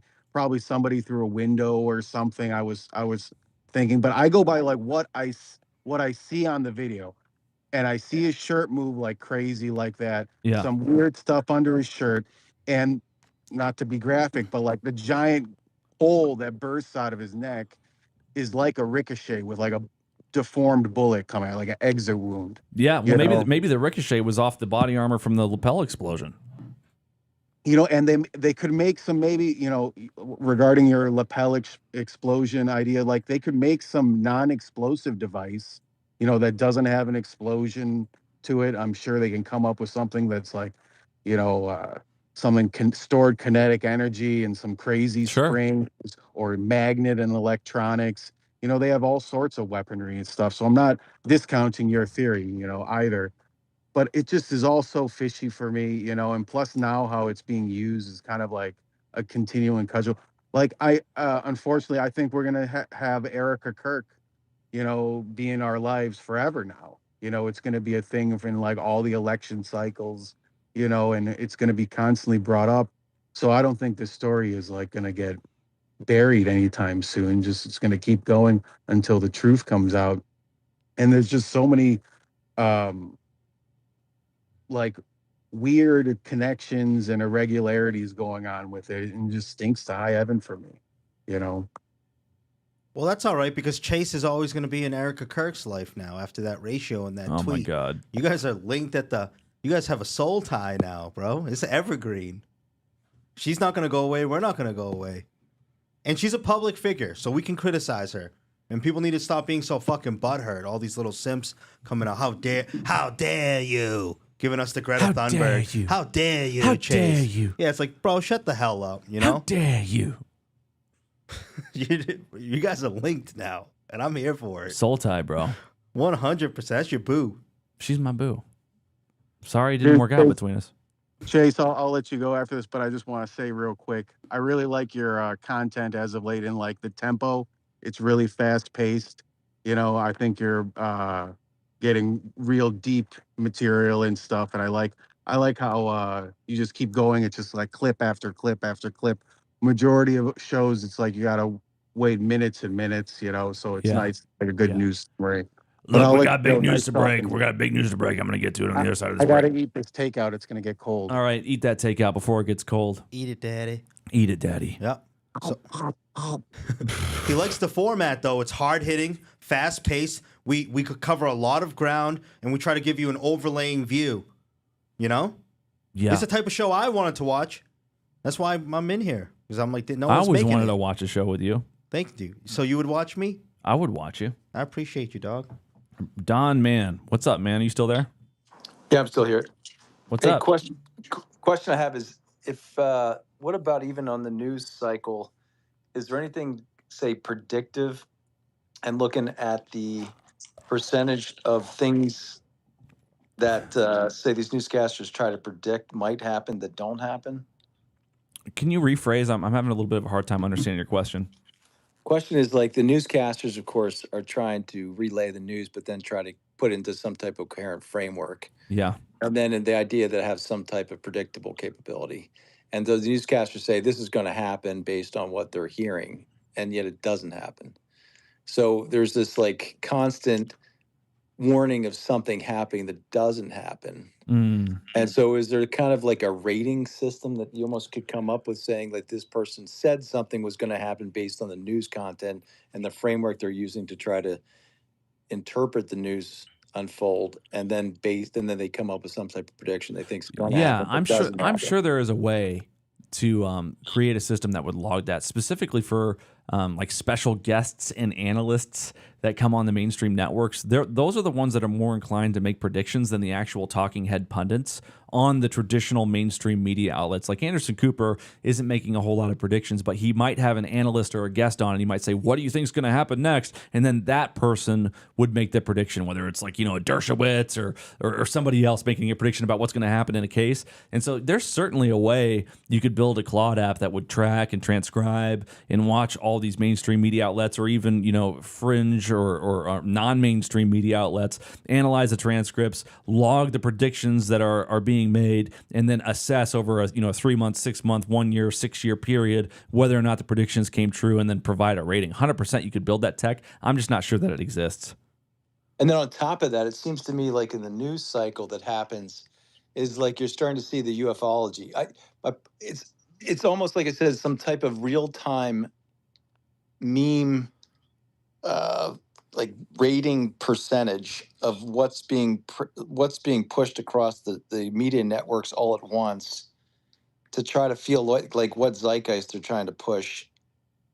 And because I feel like there's a lot of things that are sort of being pushed across all the networks at once, but then it doesn't happen. So then there's sort of like an emotional, I would say, like people just get bored. They get the energy build up to it doesn't happen, and then they release the energy, and now It's like gooning. They're gooning us. They're edging us. You never get to fully bust. You get close, then they let you down. Then you get close, then they let you down. Yeah. They're just gonna goon you back from any real sort of disclosure. But I wanted to give a little point here. I think you'd be better off building some sort of system that follows the money, because business and economics will always be in position with the insiders before. So if you want, like, the media is there just to manage perception, provide propaganda, and possibly model behavior as like a third point. But if you just build something that tracks money flows, you'll be ahead. You know, you won't even have to take the information. But even if you track the money flows, you'll understand the power structure. But it's where they're steering the attention. So I'm saying they're two different things. I think you'll understand maybe who it is that's influencing where the attention's being, where the cat, where they're pointing the dot. Yeah. So I'm just saying there seems to be, I feel like there's constant emotional buildup to certain action or certain events, and then it just releases and then it goes on to the next thing. So it's hard to get, that's why I said, I feel it's hard to get the right person to keep people's focused on the important things over an extended period of time, because they give up. I don't know. It's like well, and there's the other thing to consider too, man. Like the average IQ in the United States of America is 100, and I don't know if you've ever taken an IQ test or studied IQ tests, but the kind of questions that you have to get wrong in order to score below 100 are appalling. So Chase, I think it was Peterson went on Rogue and said 10% of the population has IQ less than 73. I think it was. Yeah. And he said, just think about that number of 300 million people, just kind of rounding. Is what? Yeah, it'd be 30 million in the United States. 35 million people in the United States are just, appallingly. Are incapable of doing anything that actually has anything that can do anything productive to maintain society. Even less than 90 is like shockingly bad. Dude, I can't believe that the average is 100. I thought it was like 115. I was in the 130s. I don't remember exactly what it was, but it was in the 130s. But I had no idea that the average is 100 here. I think it might be 103, but it's like right around 100. Don't take an IQ test, guys. You're just going to be disappointed. I had Claude build me a basic one, and I rushed through it, and I got like 99. And it was devastating. It looks like the average IQ in the United States is between 98 and 101. Is that actually going? Do you think that's going? His book Coming Apart, where his book basically talks about. I think what you talk. He talks. Charles about Murray, have you ever been there? Yeah. No, this is the one he did. Basically, the bell curve. But in the book Coming Apart, he talks about the habit of a culture that is less dependent upon the government. Essentially, the habits of a society that would be able to rule itself. The four things, and I think they talked about the founding fathers. They said the four habits: religiosity, sanctity of marriage, industriousness, and truthfulness. So I think it's not just IQ, it's the whole thing is that you can have a high IQ person that's unable to basically reach their full potential because they don't have those, say, attributes of industriousness. Sure. I mean, it's just one measure of intelligence. It primarily recognizes it measures the ability for people to recognize patterns. So it's one very specific. I mean, Andy Warhol is a good example. His IQ is rumored to be 85 or lower. But as an artist, I mean, he was an absolutely brilliant artist. Would he be incredible at being an engineer at SpaceX? Absolutely not. It was just a different type of intelligence. But there is something universally wrong with having an IQ 80 or below. I mean, there's not a lot of people that are going to be extraordinarily genius at something with an IQ. You have to have some minimum level of just standard human intelligence to be remarkably intelligent in any one field, I think. So the interesting thing here to me is this idea that you're talking about. Say there's just a threshold, which is probably why they said not everybody should vote. There ought to be, again, if we have to basically have an ID to drive a car or whatever, you should have some type of certification vote. But point being is is this what Plato talked about as well? Don, if you don't mind, can I just squeeze in here? Because I know you're going to want to talk, and I know I appreciate you, but just 1 second. Guys, everybody repost the space. It's 10 minutes shy of 11 p.m. Make sure that you are reposting this, putting this in your DM groups. And then if you want to follow along the YouTube that they have, I'm going to put that into the nest right now. Make sure you're sharing that too. And Lastly, there's a website that you guys can go to and show support and subscribe, and that is chasegeiser.com. Thank you. And you can support them there as well. And yeah, and then I can't wait to get to the topic here in a second, and I'll give it right back to you. Go ahead. No, I'm just saying that I think it's interesting when you start to see some of these people. I think in the elite communities, I think they're reading the philosophers, and I'm seeing references to Plato and stuff like that. And in the Republic, they talk about, again, the idea that the people that are the workers, their children should be raised by the state, and that essentially you have these philosopher kings who are supposed to be responsible for the way that the society should be organized. Yeah. Yeah, I know. And so, and they have eugenics in that. The whole crazy thing is Plato talks about the eugenics, and again, who should basically be responsible for the raising of the working class. Yeah, but you have to keep in mind too that when Plato was talking for, I guess he didn't write the Republic, but when Plato wrote the Republic, Socrates made the claims, right? So when Plato was writing the Republic, they didn't have the same context that we have of how eugenics actually plays out, of what fascism looks like, of what Marxism looks like, of the kind of infrastructure that you have to put in place to actually manifest that type of policy, has all of these undesired or unintentional consequences of corruption that it totally causes the collapse of everything else. So, for example, you know, in a communist civilization, yes, you would have the centralized power in order to determine which IQs or which class of people would have certain fields. But, you know, through that centralized power, you find that it's virtually impossible to manage how complex a national economy is from a centralized location, which is why the invisible hand from Adam Smith from Wealth of Nations is so much more efficient than a centralized economy like the Soviet Union. And the Soviet Union collapses while the prices and the supply and demand rules and the invisible hand of capitalism allow you know other economies to flourish without any central management whatsoever. And so the point I'm trying to make is, yes, it's interesting that Plato acknowledged there were different people with different skill sets and that the best and brightest should be the leaders, but he didn't have the context of seeing on a macro scale how those types of policies play out and manifest in reality when nations, accomplish that level of centralized control. But I think the only thing I say, Chase, is it's interesting because I think the tech elites are essentially talking about this coming age of abundance and work. You know, you're starting to see, oh, your kids are going to work 3.5 days. And I'm saying Plato perhaps saw that at his point in time because they were using the slaves, of which they had to allow them time to essentially all this free time to reflect on life and what is the meaning of being. So they started to say, what does society look like projected into the future? You know, in a way, essentially, that would say the tech elites are saying the same thing. Like, if we say all material needs are met, then what are we talking about? Is essentially the capitalist system becomes so good at what it's done that now it becomes somewhat irrelevant. And in the sense that now it's to the point where, okay, this capitalist system, I can create a car. Why do I have 1,000 cars? Why can't I just have one Tesla? Why wouldn't I steer my whole production system around everybody has a car and it's really, really cheap? And it's sort of, at this point in time, it's done its job. Why don't we just make this sort of shake between the state and the private system in which to essentially create a universal basic income where, again, why do I need 20,000 varieties of a car? And a Tesla, why own a car? Why own so you can start to see the success of the capitalist system gets to a point where material needs are net, now what? Yeah, but we haven't really seen that play out.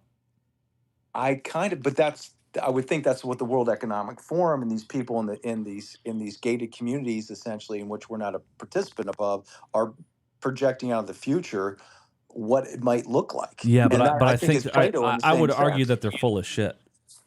Could be, but Don, can you let some other people talk if you don't mind? I mean, I know you I'm sorry, he's notorious for this, and I love Don, but he does this a lot. He will have a back and forth with you for 6 hours, Chase, nonstop, and he'll take you all the way to the depths of every conversation. But I mean, he's got good conversation. I'm not going to say he doesn't, but I do know that there's other hands up. I want to bring up one thing to that last point. Remember the rat utopia experiment where all their needs were met materially and resource-wise, and then it got to a point where they weren't procreating; they were consumed with grooming, and then they just died. You know, they didn't even reproduce. Check out. That's what I said. I think Asimov played it out in his own World and Foundation series, and you could argue in the Prometheus, they're saying the same thing. The people that he shows, they've forgotten how to procreate. I'm telling you what, I'm seeing craziness right now among people, again, taking these artificial wombs and shit. I do think that It's a womb, not a tomb. I'm just saying, like, you start to see we're moving into sort of this transhumanist artificial world. At that point in time, who's deciding in the algorithms in the synthetic world? Those were all very good points, brother. Thanks, Don. Don's the man. Don the Mon. Should we bring up what Maze is holding her hand? Should we? Why is she's co-hosting? Baker's got his hand holding. Baker, go ahead. Hi, Matt. Big up. What up, Chase? What's up, buddy? Maze? How you doing? What's up, Bak? What up, brother? Hey, pretty good. I was checking out the space, and I was watching it, and I shared it. Thank you. And I'm like, wait, is that Maze? Look at the B-roll. No, Pulled that's him up. Maze in there. I was like, wait, there's a space going on. I started catching on. I gotta say, the audio is incredible coming through on the regular, on the live. Like the audio coming from the space is just fantastic. Thank you. And just a quick a checklist on the points you guys were making as I was listening. Before I realized it was a space, I was like, oh shit, I can weigh in. So as for Charlie Kirk, he was not wearing a vest. That is pretty much obvious. And there is no obvious explosion or burn mark. So there's that. I contend that he was shot from underneath, because if you listen to Alex Jones, that he said it bounced all the way down into his stomach and it bounced all the way back up. If you watch him, I have an entire video about it. He lifts up in his seat. The explosion comes from his chest up, and then they remove all that stuff. There was that space below, and there's a big underground space right below him. So as unlikely as it sounds, that's my theory. But anyway, going to the next one, IQ. Back to the IQ concept. It leads to me to the thing very unpopular, and I'm like probably one of the lesser racist people around. But if you can't speak English, you should not be allowed to vote. Straight up, because imagine all the American people. We watch the news, we listen to the talking points. We're like bathed in the politics day in and day out, and people on the left can be diametrically opposed to people on the right, watching the same exact information and be like, I think you're completely wrong. And now you bring in some guy who has no idea what the language is, and basically is just being drip fed something by some commie group. So the only thing they know is what they're fed on one little micro commercial or something, like so-and-so is for this in Spanish, or so-and-so is for that in whatever language it is. If you're incapable of grasping the language at like a full-on, like, at least a 10th grade level, then you're just out of the ability to have anything to say in our elections, in my opinion. Then number 3, the point is the UBIs and the AI takeover. The entire purpose of that is to make the human being take our hands off the wheel. The same way as they did with the blacks in the community, they wanted the men to take their hands off the wheel of the family. And once they did that, they had control. And they knew they were going to do that, and they knew they were going to take control, and they did it by giving them something free. And as we know, there's nothing free in life.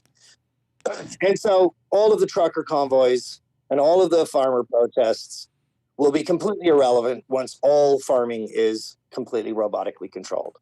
You will still to this day see, there'll be strikes at the dock, or the nurses will strike, or the electric power people will strike, or the lawyers could strike, or anyone could strike. But once that wheel has been taken safely off the wheel, just go ahead and take some heroin. Here's some free money. Sit back and you have lost your control over the wheel of society. They may give you some money in the beginning just to get you into a completely supine position, but really the whole goal of it is to take your hands off the wheel of the juggernaut of society. You will have no power to control anything. And slowly but surely, they will decide, the AIs will decide, well, we can not give you quite so much gas each. Well, you can't have quite so much land. You can't have quite so much electricity. And slowly but surely, they'll eke you down into a tiny little blob that you can't do anything. And you won't be able to do anything about it because you can't go on strike. You can't stop the medical. You can't stop the shipping. You can't stop the Strait of Hormuz. You can't do any of that because it's all going to be robotic. Okay. And then as for the what was it? Utopia AI experiment.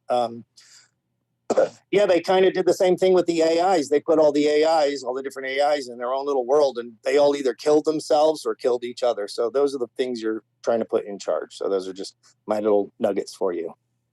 Those were good nuggets, bro. Longer penises. I mean, it's just ridiculous. But the reason that it's all totally that aside, if I would say you would have to have a higher verbal IQ of understanding what in the hell we are actually talking about when we're on these spaces trying to argue over what we're voting for. If you can't enter this argument and can't understand what the hell we're talking about, then you have no place voting at all. That's what my point was on that. Would you guys be down for repealing the 19th Amendment?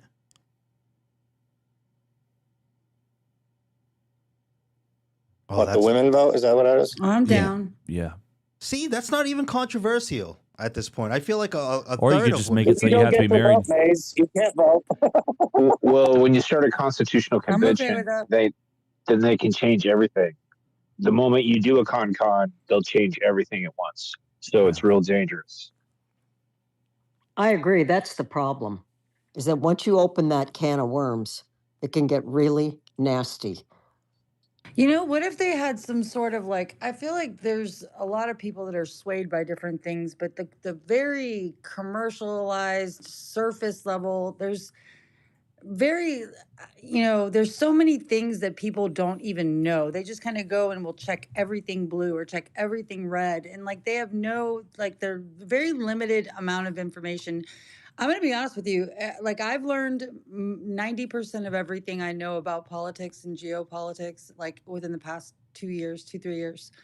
I didn't know, like, who has the bandwidth for that? Typically when you're going to school full time and then working full time, it's like nobody really, you just get fed whatever you're given on the nightly news and then you vote. You know what I mean? Like, it's crazy. But I think that's one of the problems that we have in America now. What do you think, Bacchus? I got in the I mean, argument I think with someone. that when it comes for the con, can I just weigh in on the con real quick? Whatever you want, brother. We don't censor this space. Yeah. Well, I don't want to talk over everybody, but when it comes to the con, I mean, personally, Baker, you're I rubber banding think pretty hard, bro. there's very few flaws. You're rubber banding pretty. Oh, burn. Yeah. I don't know what I do about that. How do I unrubber band? Let's. I'll remove and then you can re-request. See if that fixes it.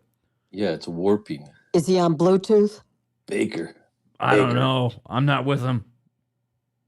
I'm not sitting next to him right now. I'm not sure. He could be on the Bluetooth. Or the Bluetooth. Ooh. He's on the Blue Chew. Yeah. You just fucking rock hard. Fucking rock hard. Ready to I'll go. show you a rubber Real band. veiny bastard. Are we hearing any difference Here. to the audio now or yeah, no? you sound better. Yep, you sound amazing, bro. Okay. The con does sound like a little bit of a con because personally I think that the entire, from reading the Constitution and being a big giant fan of it, I think that there's very few flaws with it. The only thing that you would really think about would be like an internet bill of rights. But in reality, I think the internet bill of rights is implied. Like if I feel like if enough people got together and did a class action lawsuit and just said our right to privacy, our right to freedom of speech, our right to this and that have been disembodied by the ignorance of it on social media. We're supposedly just like living in some virtual world where we don't have rights. I think if that did go to a real Supreme Court with actual constitutional people, I think that they would have to understand that those rights automatically would extend into any virtual space, alternate dimension, or other planet. So that's my theory on that.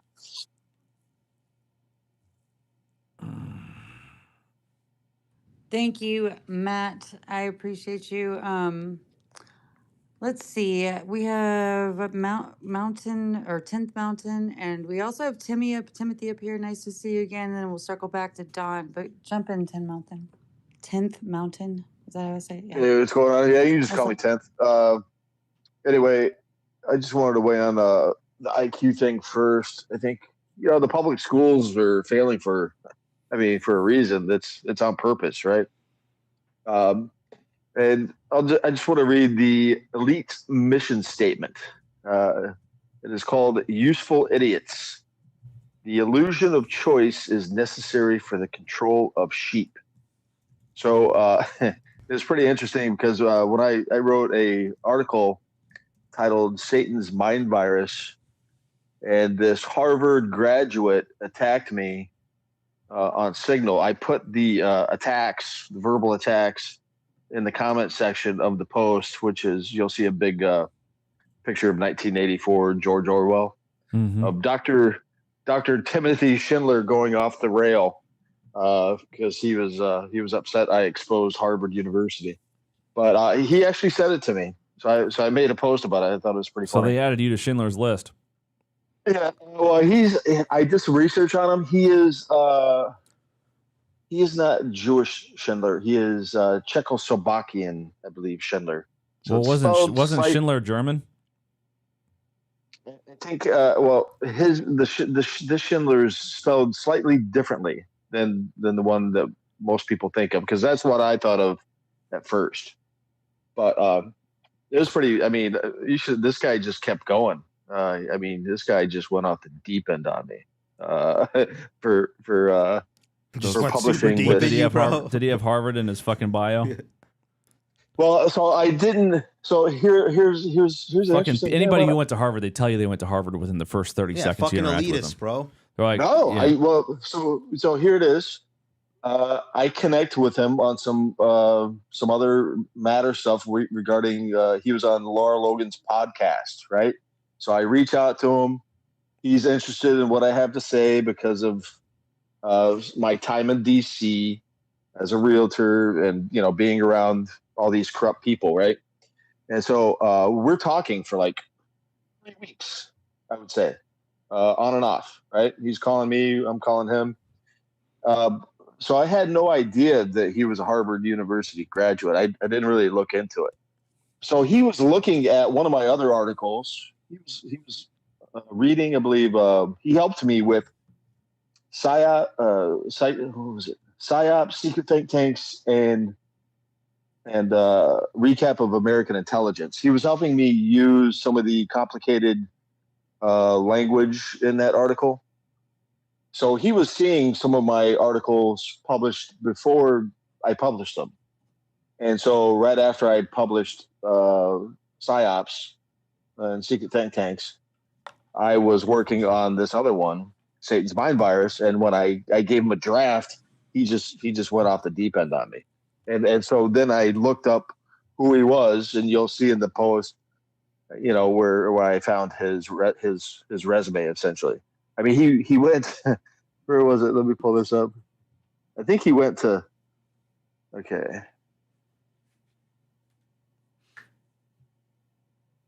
So he went to Harvard and he talked a lot of shit. So check this out. He went to every single CIA hotbed. He was at Harvard University. Okay, so he's like Thomas Crooks. MIT, Crooks, rather. and Georgetown University. He's got a trifecta. Oh, he's a spook, bro. There you go. You got spooked. Oh, hell yeah. Georgetown University, bro. Congratulations, bro. You're on Schindler's List. Yeah, that's a CIA hotbed. Well, I know. All three of them are. So, I mean, holy cow. I was just like, I just, I got rid of him. It was pretty funny. Well, congratulations. Yeah, check out the next. Congratulations for surviving Schindler's List. What else you got, Bacchus? Do we have any clips that we missed that we need to go over? Oh, yeah, I do have 2 clips. If you want to play 138, gay Altman, CRISPR-Cas9.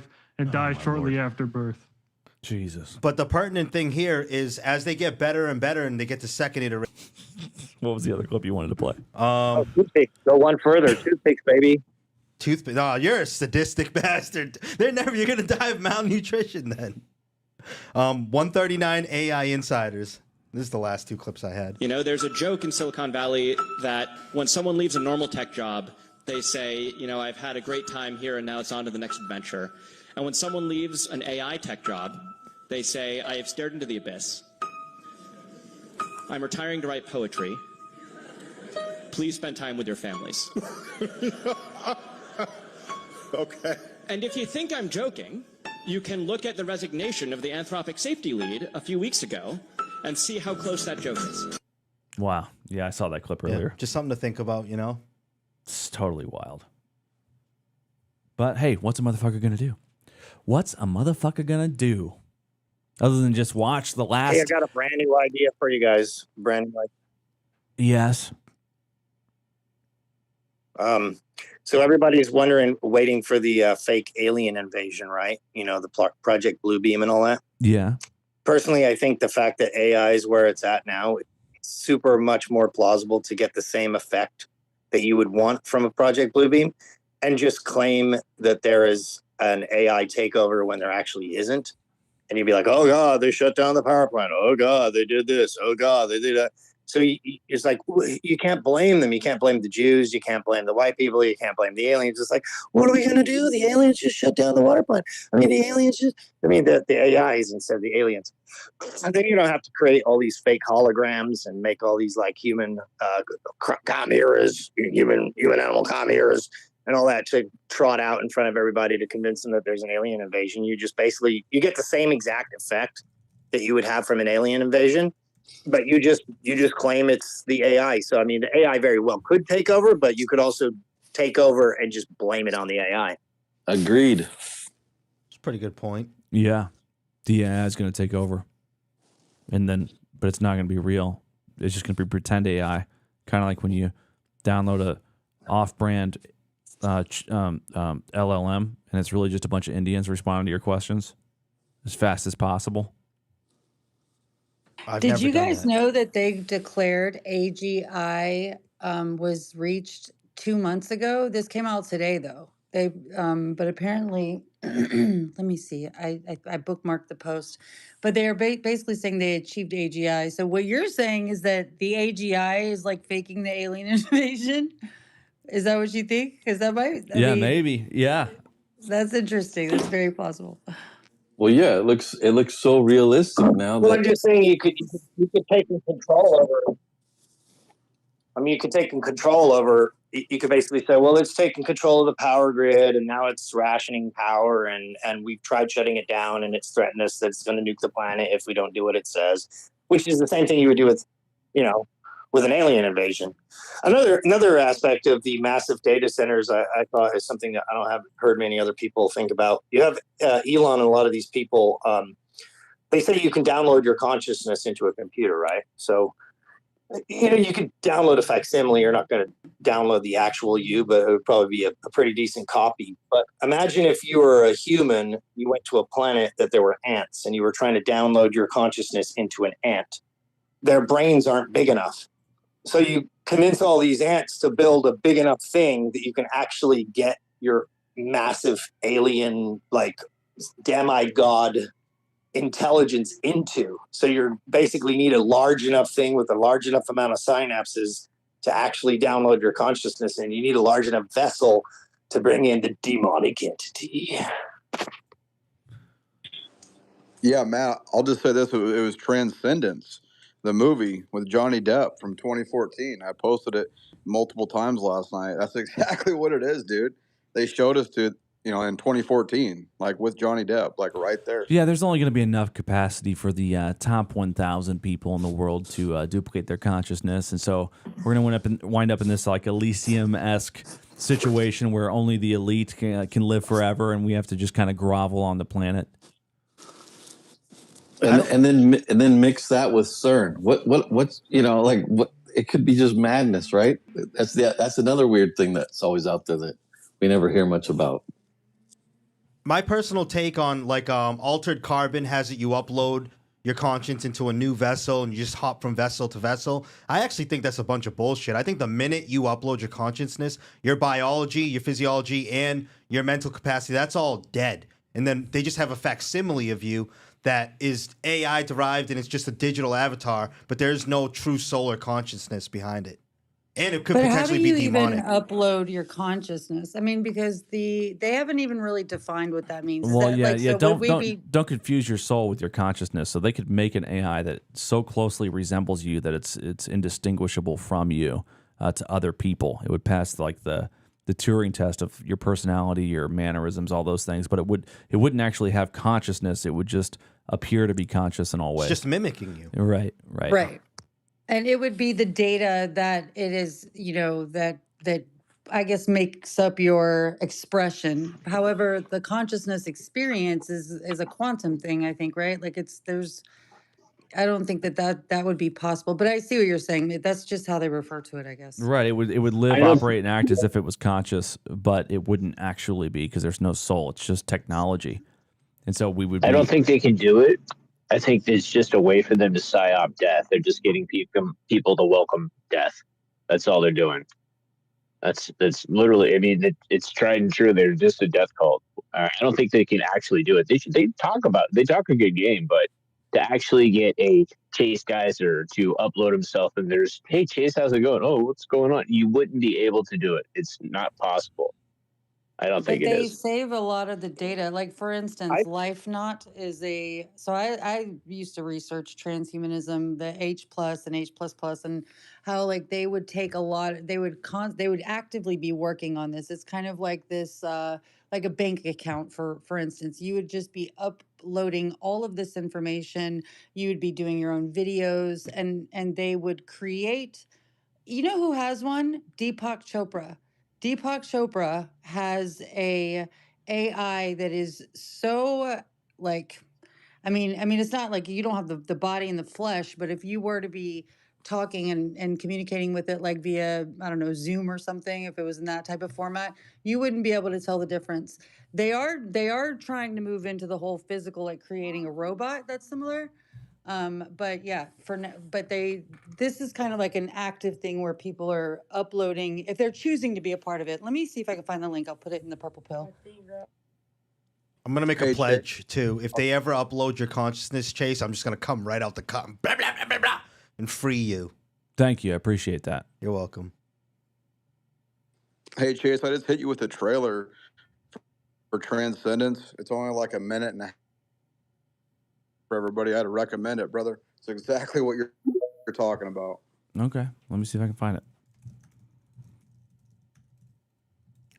What up, Lune? I see Zensei's up here. Zensei knows everything there is to know about aliens and UFOs and cosmic consciousness. What up, Hey, Zensei? How are you? what's going on? What's going on? A lot of amazing people up here. It's an excellent space. Yeah, I mean, we're seeing Tulsi resign on the same day. We're seeing a second tranche of UFOs. We're seeing General McCaslin at Wright-Patterson, where the supposed Roswell findings were sequestered away to, right, initially because Area 51 was gaining this popularity. And so did he know something? Why did David Wilcock, right before these amazing tranches come out, supposedly commit suicide? In a setting where he would have loved to have finally lived through disclosure. He said multiple times he's not suicidal, and yet here we are. Right? You have 11 other scientists disappearing. It seems like there's a group that wants soft disclosure in some form, and this is something that Wilcock repeated many times. And there seems to be a group that does not, that wants a similar outcome. Depopulation, as you said. I mean, we're talking about voting here, but if they have AI and then UBI, well, will you still get UBI if you vote the wrong way? And if they can cut off your UBI, then you can't vote at all. Right? So, because then you'll just vote according to continue eating. Right? And so I agree with Chase when he said it was an Elysium type of scenario they're moving into now. They want a moon base. NASA, who's denied UFOs repeatedly, is now doing this moon base mission and just la in terms of the disclosure. They're not talking about it in a way where they are admitting they were lying. And that's the problem with this. And so the question, it really begs the question, did Obama tell the truth when he was on Jimmy Kimmel, when he said he pretended to joke And nowadays, and this year, he says it's real. But back then, what did he say? He said, they exercise strict control over us, quote unquote. Right? And so this is a tongue-in-cheek joke when there was no disclosure. Now he's 180'd. He knew what he knows now then. So was this a veiled kind of truth in a way? And I think this lends a lot of credibility to the fact that it may be. Fascinating. Man, he has a silky soft voice, huh? That's a voice for radio. I appreciate that, brother. Yeah. I mean, look, you're a radio guy right here, Chase, man. I love your work, man. Good stuff. Thank you. I appreciate that. It means a lot, man. Well, shit. Yeah, and I was only here because I thought Alex Jones was going to be here, but Why'd you he's think Alex not. Jones was going to be here? Dang. Because Bak said so. Did you? We need Alex to join once. That's how he gets all the girls on stage. He's like, Alex Jones is going to be here. With the Hitler mustache. One day he'll join a space. Never I bet. once said that. He's joined a space before. What? Yeah, you got to get Alex. Chase. He's joined a space with me before. Yeah, dude. Yeah, you blew up. Your Twitter blew up that day because when he used your He used my account to talk to Elon. Yeah, you're only cool because of Alex Jones. No, but that was so funny. That's when Vivek was taking a piss and everything. It was live. I'll never forget that day. It was funny. Yeah. Oh yeah. All that's that right. shit was You were going on on. that day?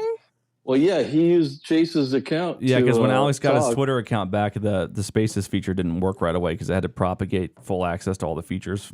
So he was using my X account in order to speak in Spaces with like Elon Musk and shit. Thanks so much for my account back. Alex. like- I knew he was gonna be here. Whatever happened with what the hell was that guy that sounded like Elon too? Adrian Oh Dittman. my god! You mean Elon Musk? Dumbass, Adrian Dumbass. Sorry. Yeah, exactly. Me and Matt Baker fucking got blocked by him because we I did a love whole Adrian space. Dittman. I love him. Dude, I got yelled at for asking him about the X Money app. Yeah, he was a trip. He's still around. I don't know. He That just was the yelled at weirdest- me. That's all he did. Yeah, that was a whole trip. And then Me you guys. too, Bak. Don't worry. Me too. It's weird. Like, I was friends with him when he had 75 followers, okay? I'm the one that brought him in. Like he, his first 1,000 followers were through coming into all my spaces. I VIP'd him all the way. And then we got into it over, I think it was free energy or something. It was something, my friend was having a space talking about like, not necessarily like free energy in that way, but other ways of being able to become more independent instead of it all being centralized. He, like, I think it was then where it was just like he went on a rampage. Yeah, I mean, he just blew up. Like, I mean, the voice is like so insanely. Even the exactly like- laugh. It is. It is. Yeah, I know. Yeah, It was like, exactly. he was on with you guys a bunch on InfoWars at the time. It was like, what the hell is this guy? It's crazy. He's the same guy. I'm telling you. Yeah. Maze, feel proud of yourself. You No, got a I rise don't out of think Elon He's Musk. not. It's not the same guy. Has anyone actually Oh my met him God, though? Chase, you're I think paid that too? I What think the they heck? figured out who he was. I saw an article Yeah, about it. they doxed him. Oh my. He's you some guys skinny are dude that loves Teslas lying. and shit. Bak, And how you're the he only cooks. He's a chef. He's a chef. Bak's the only person here I that's think real. so. I know it. I think he's a chef. I mean, I'm Thank you, actually friends Lene. with him on Instagram. You're And welcome, Bak. he, yeah, like what he used to post there. I haven't looked in a long time, but it was a bunch of the food. I follow him on OnlyFans. That's funny. But yeah, I don't know. I mean, I don't think it's him. I do think that It's cognitive dissonance. It is Elon Musk, and he has convinced you all that it's not him, but it's we him. heard them to like he's been on like while he's had a space. Elon Musk was talking in the space. I saw. Yeah. That's right. That was the same day actually that Elon it's- did come on. Okay, I have a theory. It's either Elon Musk and this is his alt account, which is most likely what it is, or he has a bot, just like one of those. Yeah, but scam Adrian bots that are Dittman has out there. answered when I do voice calls via DM. Sometimes I'll voice call him out of nowhere, and he always answers. So it couldn't be a voice bot. That's what you're saying. I mean, Or it like one of could. those I bots. guess it could be, but it just seems unlikely to me that it would answer DM voice calls if it was a bot. It seems like I it would don't only know be any deployed in a certain technology like context. That would be like that. They have those that like close. scam bots that call people. You know, like. But to be able to answer every like question and word like perfectly. It's like, why are you with calling me? I like just wanted to say hi, man. Real quick, Sun Tzu had a very interesting space last night. He had Ivan Racklin and Peter Tickton on a show. Nice. I've got a copy of it. I'll throw it in the pill. He was talking about getting Tina Peters freed. I believe she's a week or two out from getting released, and he was talking about some of the election fraud and everything else. So it was pretty cool.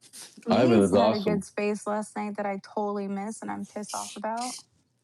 I'm just a little still frustrated. Which one? Maze. Oh, Maze. Maze Love. Oh, I was in there. Oh, yeah. Bak was telling me he was listening to an interesting space last night. Yeah, I got yelled at in that space too because I asked one question.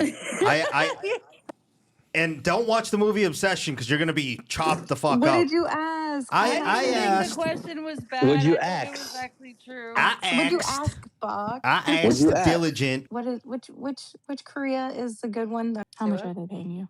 $7,000. $7,000. I had to go and touch the 38th parallel. I had to pretend there was a wall there. I had to take a mime class for 7 days, and I went and put my hand on the invisible wall between North and South Korea. Mike Pence was standing there like, "What are you touching?" I'm like, "It's none of your business." Oh my gosh, Chase, have you met Santino? No. Oh, Have you? Goodness, I have. He is a great hairstylist, and he will hook you up. A gray hair stylist? Great hair. Come, really. Great hair. He already has stylist. great hair. I have normal hair. I just have normal guy hair. Hey, You have to meet Chase, him. really quick. I sent him the invite. Hopefully he'll come up. Chase, what did you think about this whole mask fiasco? Like, the guy Thank you, that Maze. That was Oh, we talked about it earlier on the show. Bak convinced me of his theory. No, it was from the Space with Maze yesterday. The naval veteran guy said that. Yeah, I think that he was wearing a mask just so that, like, I think it was a psyop so that the Iranians knew that he was really somewhere else. That's interesting. I don't know. It's, yeah, I guess that could be it. I don't know. It's just weird. It's weird. I also think it's going to like give everybody some sort of another layer of confusion where people just don't know what they're looking at. They don't know. Yeah, if the it's explanation, though, that it's like, oh, it's a reflection of his mouth movements, that doesn't line up at all. All forehead, no Okay. foreskin. We're laughing about terrible things. I love that we're laughing now. Yeah, this is the fun part of the space, you know? You get a little unhinged, you open it up. Well, Yeah, everything's I'm different heavily moved from- drinking and having fun now. Hell yeah, bro. Everything's moved from. Dude, they faking hid gay. they started locking the beer because Bak started drinking it all on the office floor that we're on. I want to talk about Bak's job before this. Oh, hot beer? That's gross. We don't want to talk about Bak's career Yeah, before I this. brought it up once, and I've already dropped a hard haven't R and I got forgotten. yelled at, and then I talked about my past. And we Yeah, were and then like, you did the Roman salute. And I- yeah, dude, you break He's your trying to fucking get rule. health insurance. He's trying to get health insurance, bro. Yeah, I'm not helping myself, but yeah, I just was not a good person in my prior profession. Just put it Yeah, I lightly. heard all about it. He Are you found trying to Jesus get- because of the succubus. Are you trying to marry an American? Are you trying to marry an American so you can become an American citizen or something? No, he's American citizen. I was born in New York City, and then I moved to I'm being Massachusetts. She said Saracen. Jesus. She said Just let me Saracen. be That's the racist. best racism I you said have. Saracen. You gotta come harder than that. That's no, nothing, that was bro. just, I'm just starting, okay? Just starting. We're gonna I take said your Saracen, right to vote away. okay? Yeah.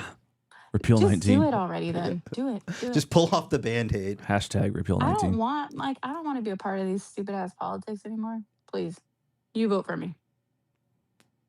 Who are you gonna vote for this next cycle? We're so fucked right now. Yeah, like I Dude, was there's like- nobody to vote for anymore. It's like I think Not everybody anymore. is gonna give up at this point. It's like, dude, everybody after the whole mega, it's like, dude, it's just toast. We had so much hope for this shit, and it just crashed on us, right? Well, I was also wondering, why was Thomas Massie even running for whatever he was running for? Why not, isn't he supposed to be running for presidency in 2028? I mean, everybody says they want him to, but I don't think he would win. What if it was Tucker and Massey? What? That would be quite a Massey ticket. would drag Tucker down. I hope Tucker runs. I would vote for him. I would vote for What Tucker. if it was Thomas and Candace? That's what Candace always said she would No, run. I if he wouldn't vote. ran. I wouldn't vote for Well, Candace. Oh, of course you Y'all wouldn't, Chase. haters. I know. Marion What Adelson will about- outspend everybody and buy it off. They'll buy it off, right? Yeah, but money's not all that it takes. It takes more than just money. Otherwise, Bloomberg would be president. He He's spent got more than little everybody. gross feet. Little fucking hobbit. Yeah. Who's got the gross I feet? think Tucker likes his. By the way, Oh yeah, doesn't he have like Adrian Dittman club feet, took club that. foot? That's in the nest. I put it in the nest. One of his. You did Isn't what? Bloomberg club foot? He's I think club Alex feet said and that one. hobbit toad. There you go. What'd you do, Maze? That's a good vote. I put Adrian. I just said he was a chef or whatever. He just posted something he cooked. Adrian. That looks Adrian! like Elon Musk AI. Or All right, Grok AI, that's what I let me meant. move that out of the nest and go to the other one. Anyway. Yeah, this space is for Speaking empty of Alex nesters. Jones, though. Oh, sorry. I was Alex going to bring this Jones? up really quickly because Alex Jones was he went live today and he was talking about first of all he called Trump an idiot, which was very classic. It was just amazing. Secondly, but he was talking about how they officially came out and admitted that the FBI was who wanted the concrete report by Monday. Did you guys hear about that? No, I didn't hear heard about that it, but I believe Alex. Yeah, I heard that today. Yeah. I mean, the fact, like, we always knew that everybody thought it was the university that had already planned it, but for the And authorities. they interviewed the guy. Chase played it too. Yeah, the guy. Yeah, I saw that today. Right? I can't remember. Yeah, he did a pod. You played the guy in the white T-shirt that was talking about. Oh it. yeah, I did. I played that clip. Yeah, and he's like, "Oh, it didn't even cross my mind," you know. But like everything is so suspicious. Everything is so crooked and. Yeah, they asked me to come bury this body. I never even asked myself if it was illegal. It's so crazy. I didn't wonder why I was pouring concrete over Chernobyl. I just assumed it was something I was supposed to do. I didn't even ask if there was radiation. They just said, "Hey, pour as much concrete as possible." At least he has So integrity. Maze, the official statement that was put out today by Alex Jones was, contractor says FBI ordered him to quickly cover up Charlie Kirk's murder scene. Yeah. So apparently he was, I mean, that's crazy. But yeah, I mean, that's something I already knew. Oh, Yeah, geez. but just the fact that they're coming out and admitting, I mean, everybody, like, like the FBI and Kash Patel, they got a lot of backlash from the public, but now we're like, it's justified. Obviously, everything they did went against, the norms, and it's What just, if the same guy just went to like the whatever floor of Mandalay Bay and just started fucking pouring concrete everywhere? right? He's like, bro, they just sent me here to pour concrete like every. Well, Alex was saying it's to get rid of it's like explosive residue potentially. Yeah, that makes sense. And it's like the cleanup man on what the hell? The fucking public. I forgot the movie I was talking about. I don't know what I'm talking about. I forgot the name. The cleaner? But yeah, Isn't it called the cleaner? no, on Pulp Fiction, like the cleanup dude, like come in and fucking boom, clean it up, and then just.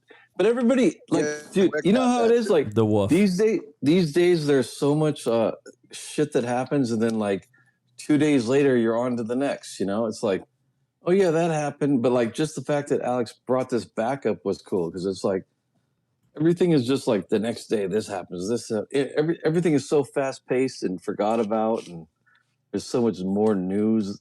Yeah, it's just you know what I mean. It's just mad.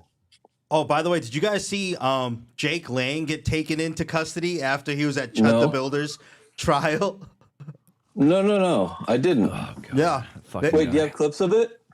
We could play it, yeah. So they got the two top racists. They got like our star point guard and our star 3-point shooter in custody right now. Well, I saw him in that little town's meeting, whatever that town was. hall wearing his fucking battle armor. Yeah, with just he wears like regular clothes with his little throw over thing, whatever it is. Here you go. Here's the clip. All right, cool. Clarksville, Tennessee. Chud the Builder walking in, All right, for the record, Mr. Eathley's now in the courtroom with looking like a fucking Chad. There's Jake Lang in there. They arrest his ass. He looked like he was leaving before they arrested him. Today, you decided that you wanted one for whatever reason. I don't know why, but take you into custody.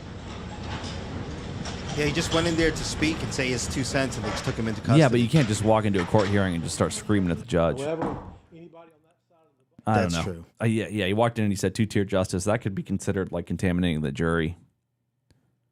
Yeah, That's actually a really good point. Yeah, I mean, don't get me wrong. He's a J6er, so I feel bad for him or whatever. But that motherfucker just tries to show up to every single fucking event that. Some people think he's a Fed, and it came out. Isn't he part Jewish too? Dude was back in the day, and I'm like, what? Boot him off stage. No, but I was. I'm saying I'm not now. I'm like, God damn, you know. Yeah, I mean, she's definitely like being propped up with all that foreign money for sure. Like, and she's being amplified everywhere. I don't get does she really have that much organic reach? You think? She's got a mad talent for putting herself in the middle of every conversation. I mean, she's good at there's it. that thing about her and Trump. Don't you think that probably has? It's insane. No, I think she made that up in order to get attention. I think she's actually. Well, the I think source of that's that all rumor. she does. She made that up. Oh my god, that's so funny. Yeah. She did.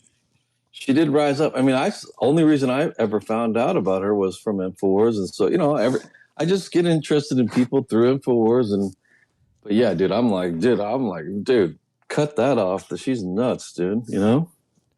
Yeah, I don't really talk shit about her because, there's a difference between being a bad person and being clinically nuts, and I think she falls into the second category. I actually just think of her as sick. Like mentally ill? Yeah, there's something wrong with her. Yeah. Well, now you make me feel and she's super good at what she does though. So yeah, she's over the top. She's super good at being manic. But she's nuts. Yeah. Well, it is a business model for her at this point. She's monetizing it. Yeah. She can't be that Close nuts. the borderline personality disorder. Well, there was a post out by Roger Stone on Laura Loomer that she has been involuntarily hospitalized twice. Yeah, she's not allowed to own a firearm because of that. Yeah. Yeah, well, there you have it. Yeah, and she was good friends with Roger Stone at first, and he was the first guest on her show ever, and all that. And yeah, they went at it recently also. Yeah, Roger Stone has been hitting her hard, and Roger hasn't been on with Alex in a while. Yeah. Yeah, I don't know why. Probably since the low IQ thing. Roger came on once, I think in the past month, right after that low IQ statement. Then no one's really heard from him since. Well, I don't know this explicitly. This was never something that was said or disclosed to me. But my perception while working at Infowars is that Roger Stone was Trump's representative on Infowars because Trump couldn't afford the reputation damage coming on himself, and so Roger, I think, was kind of the liaison. The surrogate? He was the surrogate, yeah. That was what I perceived. I don't know if that's true or not. I can't say that with confidence, but I was under the impression that Roger was kind of designated to go on and speak to Alex. I mean, that makes a lot of sense. Think of how much influence influence I he love has. Roger. I mean, I like Roger a lot. I've loved all the documentaries about him. I've read his books. He wrote a blurb on the back of my book. He's somebody that I consider to be awesome. I think he's fascinating and talented and all that shit. So I'm not knocking it, but I imagine that, if the Trump administration is trying to kind of disassociate itself from Alex, then maybe that's a reason why. Could we ever get him on here? Roger? Yeah. I would say the odds are 50-50. That's pretty fucking good Yeah. odds. Yeah, I mean, when I asked him to blur my book, he said no problem. I guess. I mean, it could happen or it couldn't. Those are good odds. Yeah. He'd come on. But if he came on, he would be defending the Trump administration probably. I haven't really been following a lot of what he's been saying lately, though. Maybe not. I don't know. I don't want to speak for Roger. I haven't seen anything pop up of him anywhere. Wait, you need to get Adrian on here if he comes on. Adrian! He's just going to yell at me again. No, he thinks that's Elon Musk. Just stop calling him Elon and he won't get so pissed off. He gets worked Well, up. then he shouldn't laugh like Elon and talk like Elon and walk like I Elon. agree. Exactly. I agree with Bak on that. Thank you, Maze. Hey, I do too. hey, speaking of Trump, I got a question for Maze, your second fantastical co-host there. Maze, you remember when I posted that about Trump not saluting when he was going to board Marine One? That would be really good. This is just Elon laughing over and over again. Go ahead, sorry. I do remember. Okay, holiday. Yeah. I remember. I remember, don't worry. I told you, Bach, that's his laugh. So I posted this down there. I posted this in the pill down there about him not saluting Marine One when he was going to the Board of Peace, right? And the plane, Air Force One, got turned around, right? And then that happened today. So I just want to put that in everybody's ear real quick. When the Air Force One gets turned around, that was before Board of Peace. No salute to Marine One. So I just want to throw that out there for y'all. Can you believe that Air Force One, the Nike signed a deal with Greg Abbott to wear Air Force Ones? Jeez. What? I just made that up. All right. Dude, what the fuck? Dude. Just the newest pair of shoes you're never going to see. Okay, so now compare Elon Musk's laugh to Adrian's laugh, and then you'll realize they're the same people. Just I do don't it. know. There's two people. Is he in here now? Adrian? Yeah. Yo. don't see Oh, it. I thought you were bringing him Laugh, in. laugh, monkey, Oh, laugh. that would be awesome, actually. yeah, exactly. He starts laughing like fucking Kamala Harris. Dude, are they seriously going to try to bring her and AOC in? No. That'd be the dumbest No ticket way. ever. I mean, come on, dude. I can see Dude. AOC coming in. Brown on Brown anything. hasn't been in vogue since the 70s. But who do you think that they're going to try to bring in on that side now? It's so insane. It's just like everything is just nuts. We were talking about what the Democratic ticket would look like in 28. I think Yeah, what do you 100% think? sure Gavin Newsom will be on the Yeah, ticket. I think so. Oh The my Joker. God. He's That would insane, make me dude. move too. I should move now. It's like it's all the same. Do you live I'm in convinced it's all the same. California? No, I'm talking about if he's I'm moving out the country. Okay, I'm Oh gonna my do a God. coming to America move where you spin the globe. You know what I'm saying? Yeah. You just fucking point Yeah, I your live in finger. Los If Gavin Angeles. It's Newsom horrible. gets elected, I'm moving to Tel Aviv. What do you guys think about Oh, hell Spencer no. Pratt? What do you guys They think would about think I'm Spencer Pratt? Palestinian. I Fuck that I shit. don't think about Spencer Pratt. He needs Yeah, to like- win the mayoral race. He has to. What? Who's Yeah, Spencer Pratt's the guy that's running here in LA for mayor, right? Yeah. So No. yeah, and I don't know about the guy. I never even heard of him. You know, I never watched those shows. And my Yeah. Would you rather vote for Marco Basura. Rubio or Gavin Newsom?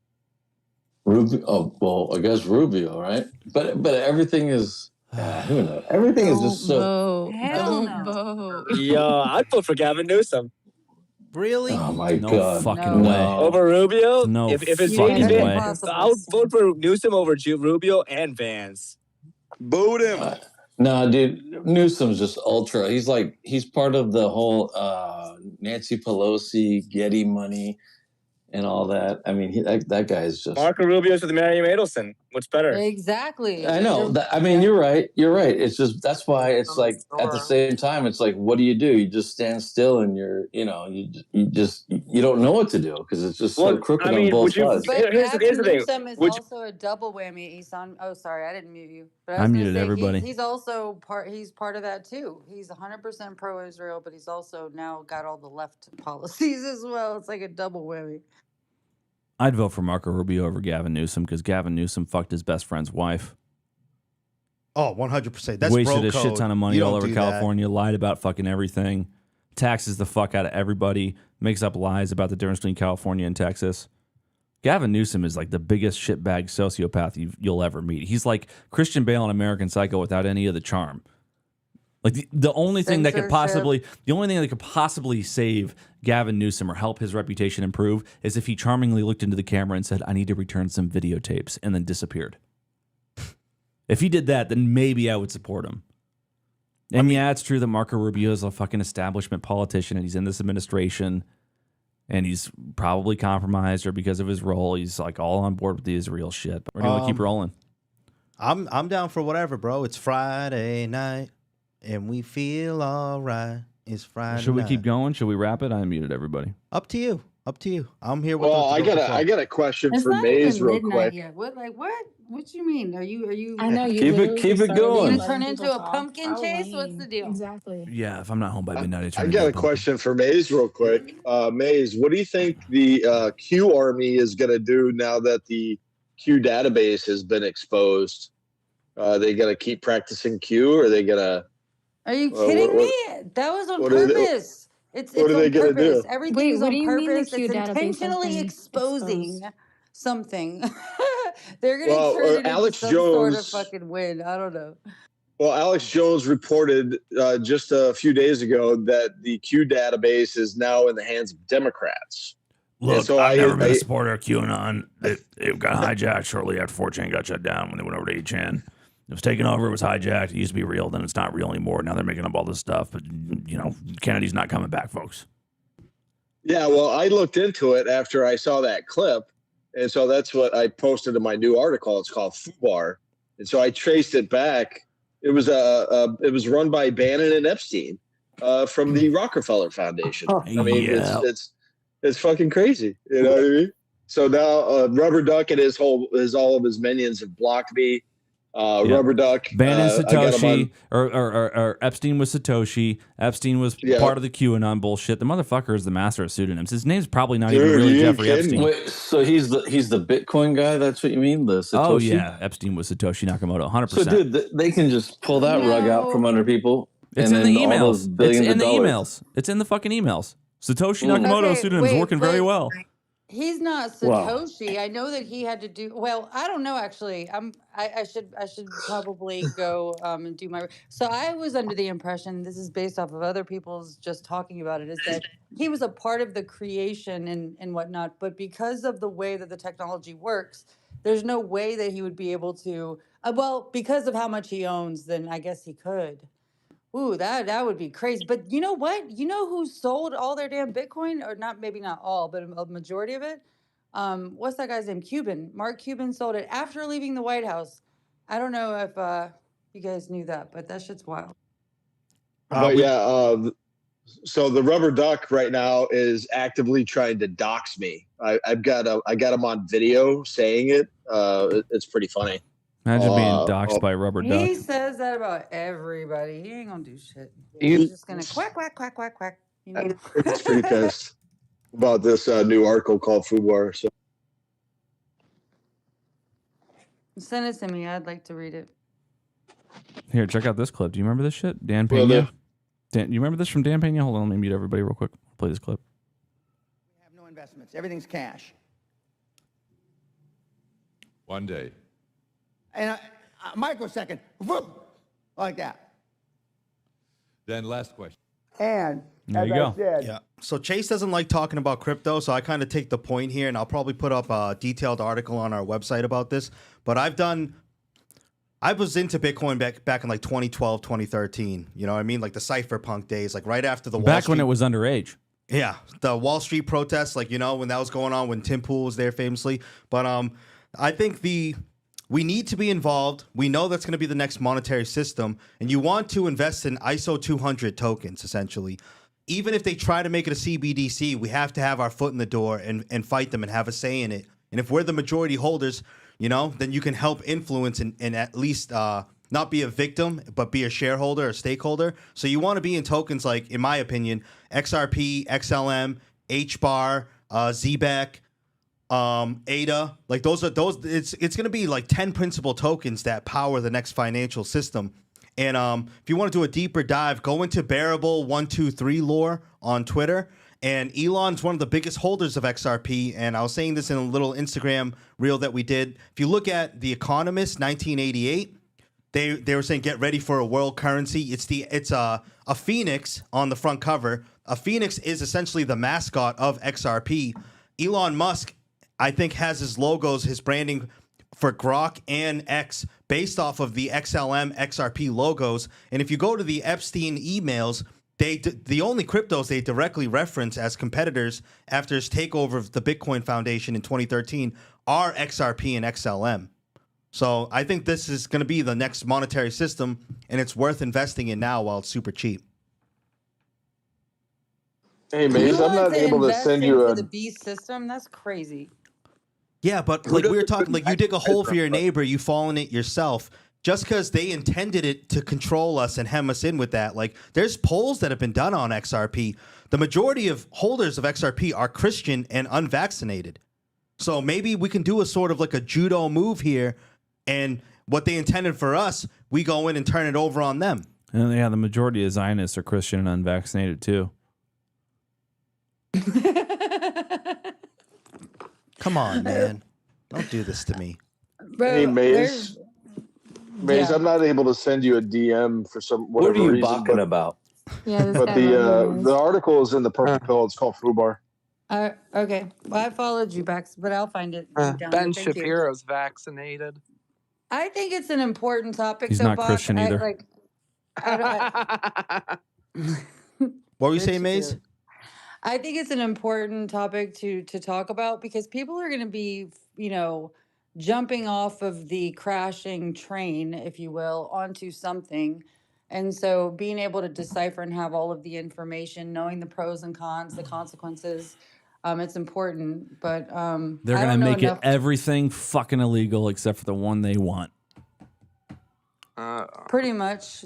Yeah, Does the anybody off do and a on good- ramps, but they can't so with Bitcoin, I get it. Like it's not something that they're probably you would want to use if you're going to transact with it, but if you're storing your money somewhere, I think because of the scarcity, unless all of a sudden, I don't know. If Epstein, if they're saying Epstein's dead and he's also Yakamoto, then I guess that's okay because that's the only risk I see with Bitcoin. Other than that, it's decentralized, and other than that, it's if you have it in your cold storage, it'll store the value. It's the scarcity is going to make it increase, right? So I don't know, but yeah. So what I you don't know, we really, should so the future that's coming is everything will be tokenized, from life insurance policy, the deed to your house, like your car insurance. Land, Yeah, stocks. land, exactly. And it is obviously if it's not permissionless, they have a clawback mechanism, they can track you. It can turn into a digital social ID, but because of tokenization and the efficiency, you can perfectly divide something, and everyone within that has the rights can have all equal rights no matter what. And so it's a super efficient. If it's permissionless, it's not trackable. So there are reasons we would advocate this next digital system. But if we don't have a say in it, we don't have an ownership stake. Exactly. We're not the ones who choose the next system. Exactly. So you're going to want to have a stake in it just to even have a voice in the next system. It's not a reason not to participate. Now, if they're saying, hey, you better bend over and show me your butthole and wink twice, then, then you're like, oh, okay, I'm probably okay, not. Lindsey Graham. Okay. But as of right now, so it's funny. not that system, Does anybody have a good Max Kaiser impression? No. Does anybody know how to do Max Kaiser? Did you hear that guy that called into Alex with that? And he said it was yesterday. That was pretty funny. The impression guy.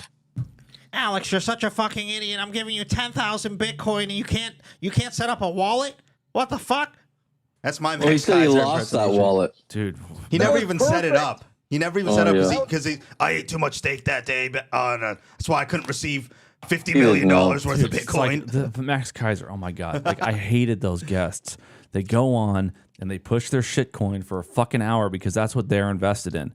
So Max Kaiser's like, buy Bitcoin, buy it. And meanwhile, his whole portfolio is clocking up.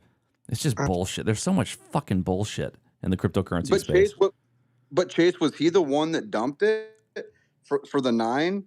I don't know. I don't follow crypto because it's all I don't know. It's like following sports, bro. It's way better than sports. I just wonder. I just figured the Bitcoin donation either come from Elon or come from Max. Oh, you and mean I the cannot massive think- Bitcoin donation that saved InfoWars? Yes, sir. Yeah, we genuinely have no idea who that was. Or if Alex knows who that was, he has Dude, not that made was anybody Max. know. Come on, bro. I have no idea. You really don't think it was? I have no idea. There's a lot of people that love InfoWars, and a lot of people that watch InfoWars are the type of people that are early on something like Bitcoin because they fucking do the deep dive and they look at the shit and they understand the issues with fractional reserve, central Federal Reserve banking. Yeah, and so it could be any number of our fans. I mean, I've looked at our list of customers on InfoWars, and I've seen how much some of them spend. I mean, there are people that have spent tens of thousands of dollars on products. I've probably spent $10 grand in products in my life. Yeah, and it's they're have too, fans. for a fact. Yeah. It's so ironic because Go ahead, Go ahead, Mace. Stars. I think Stars and Stripes is trying to say something or no? Oh, well, thank you. It's an honor to be speaking to Chase Geiser. I've gotten to speak to Alex Jones on his show, but yeah, I supported Trump for the longest time, but all he proves is he's like the rest of the idiots that we had in office, and it just seems like the Trump I knew from 2024 from this year, it's like we're dealing with a completely different person. Yeah, I agree. And and that's a shame that Tulsi's resigning because she was one of the better cabinet members. And with what happened to Thomas Massie on Tuesday, I think they rigged it because he's way too popular in his district to lose. I don't think they rigged it. I just think that only the boomers show up to vote in primaries. We need to have an age limit on voting.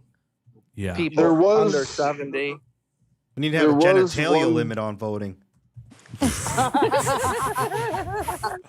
so funny. Chase, this is why I love you. You're always the real one. Appreciate you. There was one report that I saw today on the rigged election of this. So I'll post it in the Purple Pill. I don't know if it's credible or not, but We can have Mike Lindell check it out. All I know is that Ed Gallery never would have won if they hadn't burned down the Reichstag. Special Ed. That's a really good name. Oh, Special Ed. I Make mean, that trend. Shit. Mike, off-brand Mike Dents. Special Ed. I mean, always chickening out of debates because they knew that they were just going to rig it for him. Well, that's 180 pounds of pussy. I've created a whole dashboard that is going to show you guys. Like, I'm working on it now. I'm actually tightening it up, but you can literally see how the The dashboard melted, but we still have the radio. Nice. Chase, it's so weird. Ever since Trump started shitting on Alex Jones, I haven't seen Mike Lindell on his show since. Mike Lindell's got his own shit going on. I mean, I feel like he's gay for Trump, Mike Lindell. No, he's power not to gay Mike for Lindell, Trump. brother. Power I to heard Mike the Lindell. pillows are amazing, though. I don't know. Bite I the use pillow. Pillows. Don't get me wrong. His pillows are great. No, they're flat as hell. I couldn't even. My parents bought one. Dude, the mattress topper, folks. The mattress topper changes your life, bro. Topper? I hardly know her. Oh, Nah. I heard he had some fire towels too. Has anyone like scrubbed their I've balls? never used the I do have a towel. I did buy a towel. It's pretty decent. Yeah, I fucking knew Did it. you buy his phone? Did you buy the Trump phone too? No. Okay. How about the Trump? How about the Trump golden sneakers? I don't go full Gunther Eagle, man. That shit was $250,000 for them sneakers. How about remember the golden Trump high tops? That shit's so funny, dude. That would actually be an investment. He's selling them for a fucking $250,000. It's more than my house. Right? They say they're the best oh my shoes. God. They're the greatest shoes known to mankind. I've worn Trump gear in public, and I've gotten bitched by liberal hippies, and this is why I'm so pissed at Trump, because I feel fucked over by him. All the shit I've been through just for supporting him. Yeah, Well, tell me that's about what it. everybody. That's the whole Alex Jones thing. Yeah, exactly. Hey, I love Alex Jones. I've been because- sued. I've been swatted. My friends won't speak to me. Yep, same. I got a few people I lost friends with too. After what Trump did to Massie, I just switched my party to libertarian. I'm going full this year, even though I know there's a chance of them not winning, but it's my way of saying F you to Donald Trump. I'm a libertarian because I would rather be always right and never win than sometimes win and be sometimes wrong. It is compromise for sure. Imagine being always right and never winning. That would suck too. That's between a rock and a hard place, Like you have to compromise in politics. But hey, hopefully we can see Nick Fuentes, since he endorsed Amy Acton. Hopefully at one of her rallies, Nick can go on stage with her. Yeah. Santino, what do you think about the mask thing? What was the question again? What do you think about the mask thing? The guy that was on Fox. I don't know why everybody always comes to me and wants to talk Because about mask. It's okay. it's all right, man. You haven't done anything I haven't done about every episode. Jordan's always got my back. I just want to say I really appreciate you, Jordan. You've been a good friend. Hey, Chase, what do you think about the credibility of TPV Sean? I have no fucking clue who that is. All right, I put that election fraud. Do you video guys in there. follow Big Man Dingo 1776 on X? Who do you think that is? Who the fuck? I don't know. Uh-huh. You know? I love you. Hey, if Donald Trump gives Mike Lindell position in the cabinet, because I don't think he's going to win governor. Oh my God, Mike Lindell in the fucking cabinet, bro. He would be the Department of Election Efficiency. Is what Or his title integrity. would be. Mike Lindell's never going to have a cabinet position, dude. That's like his thing, though. You know, he went up against what was the freaking voting machines? Who was that? Dominion. Yeah, he went up against Dominion. They got him for $1 billion. Or they tried to. He could never pay that. So like he's in great company, I think.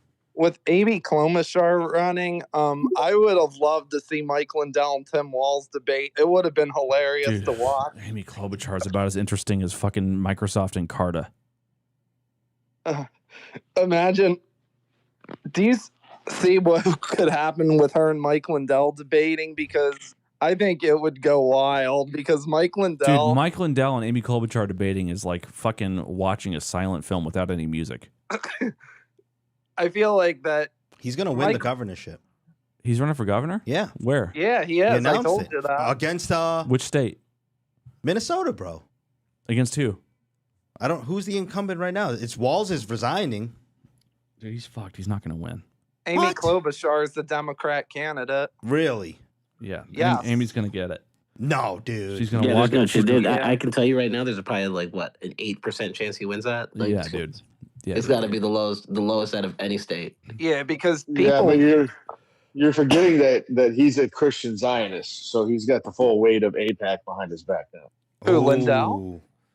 He does, yes. That's not so. You either make AIPAC work for you or against you. I'm kind of fucking with it.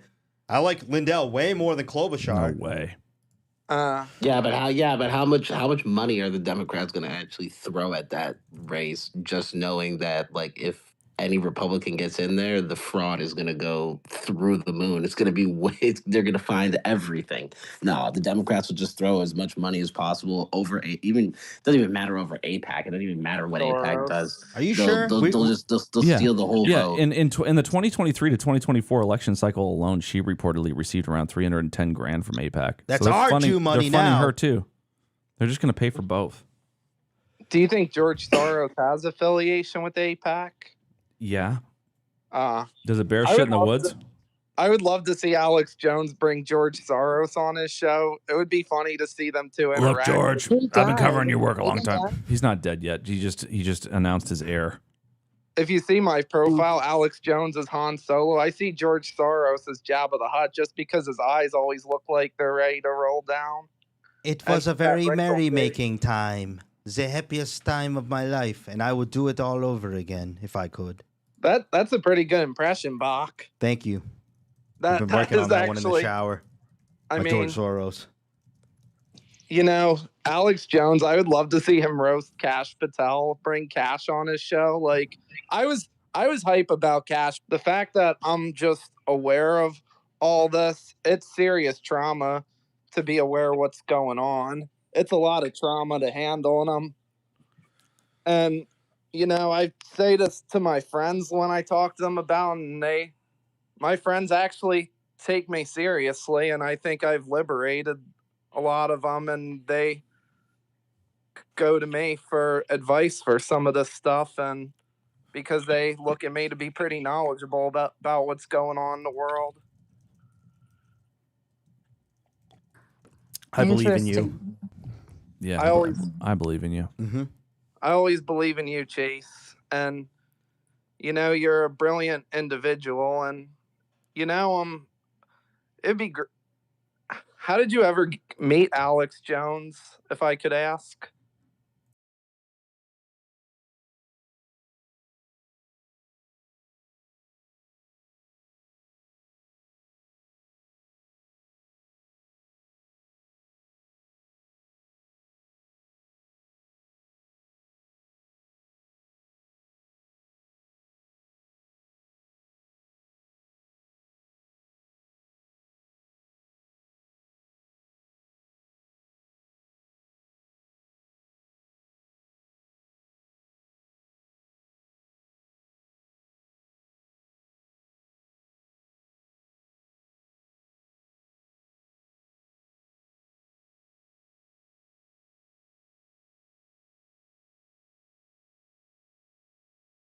Anyway, I met Alex Jones. I was guest hosting on InfoWars, and he saw me on Harrison's show in the morning and asked me to be a guest on his show the next day, and that's how I met him.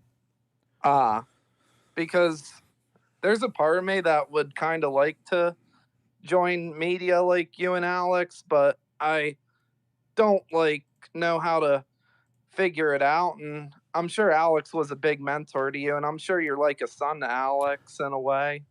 I learned a lot from him. He was great. And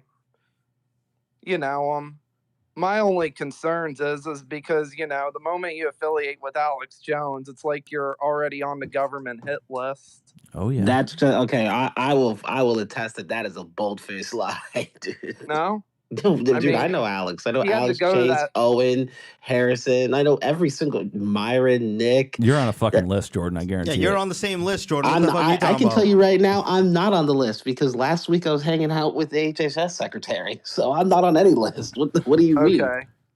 Well, since he had to deal with that bullshit Sandy Hook trial, I mean, do you think that if Alex Jones didn't support Trump at all, you think they would have still done that Sandy Hook bullshit on him? No. Yeah, and because if Alex Jones was against Trump the same way he was against Clinton, Bush, and Obama, I don't think the courts in Austin would have given a shit. I don't think so you think it's really a partisan thing? Is that what you think? Well, because a lot of the Trump supporters, and people who were, but not really anymore, love this country more than anybody, and they are trying to do what's best for the country. Yeah, but Trump, do you think that Trump is actually a populist leader? Do you really think that they're coming for him because of that?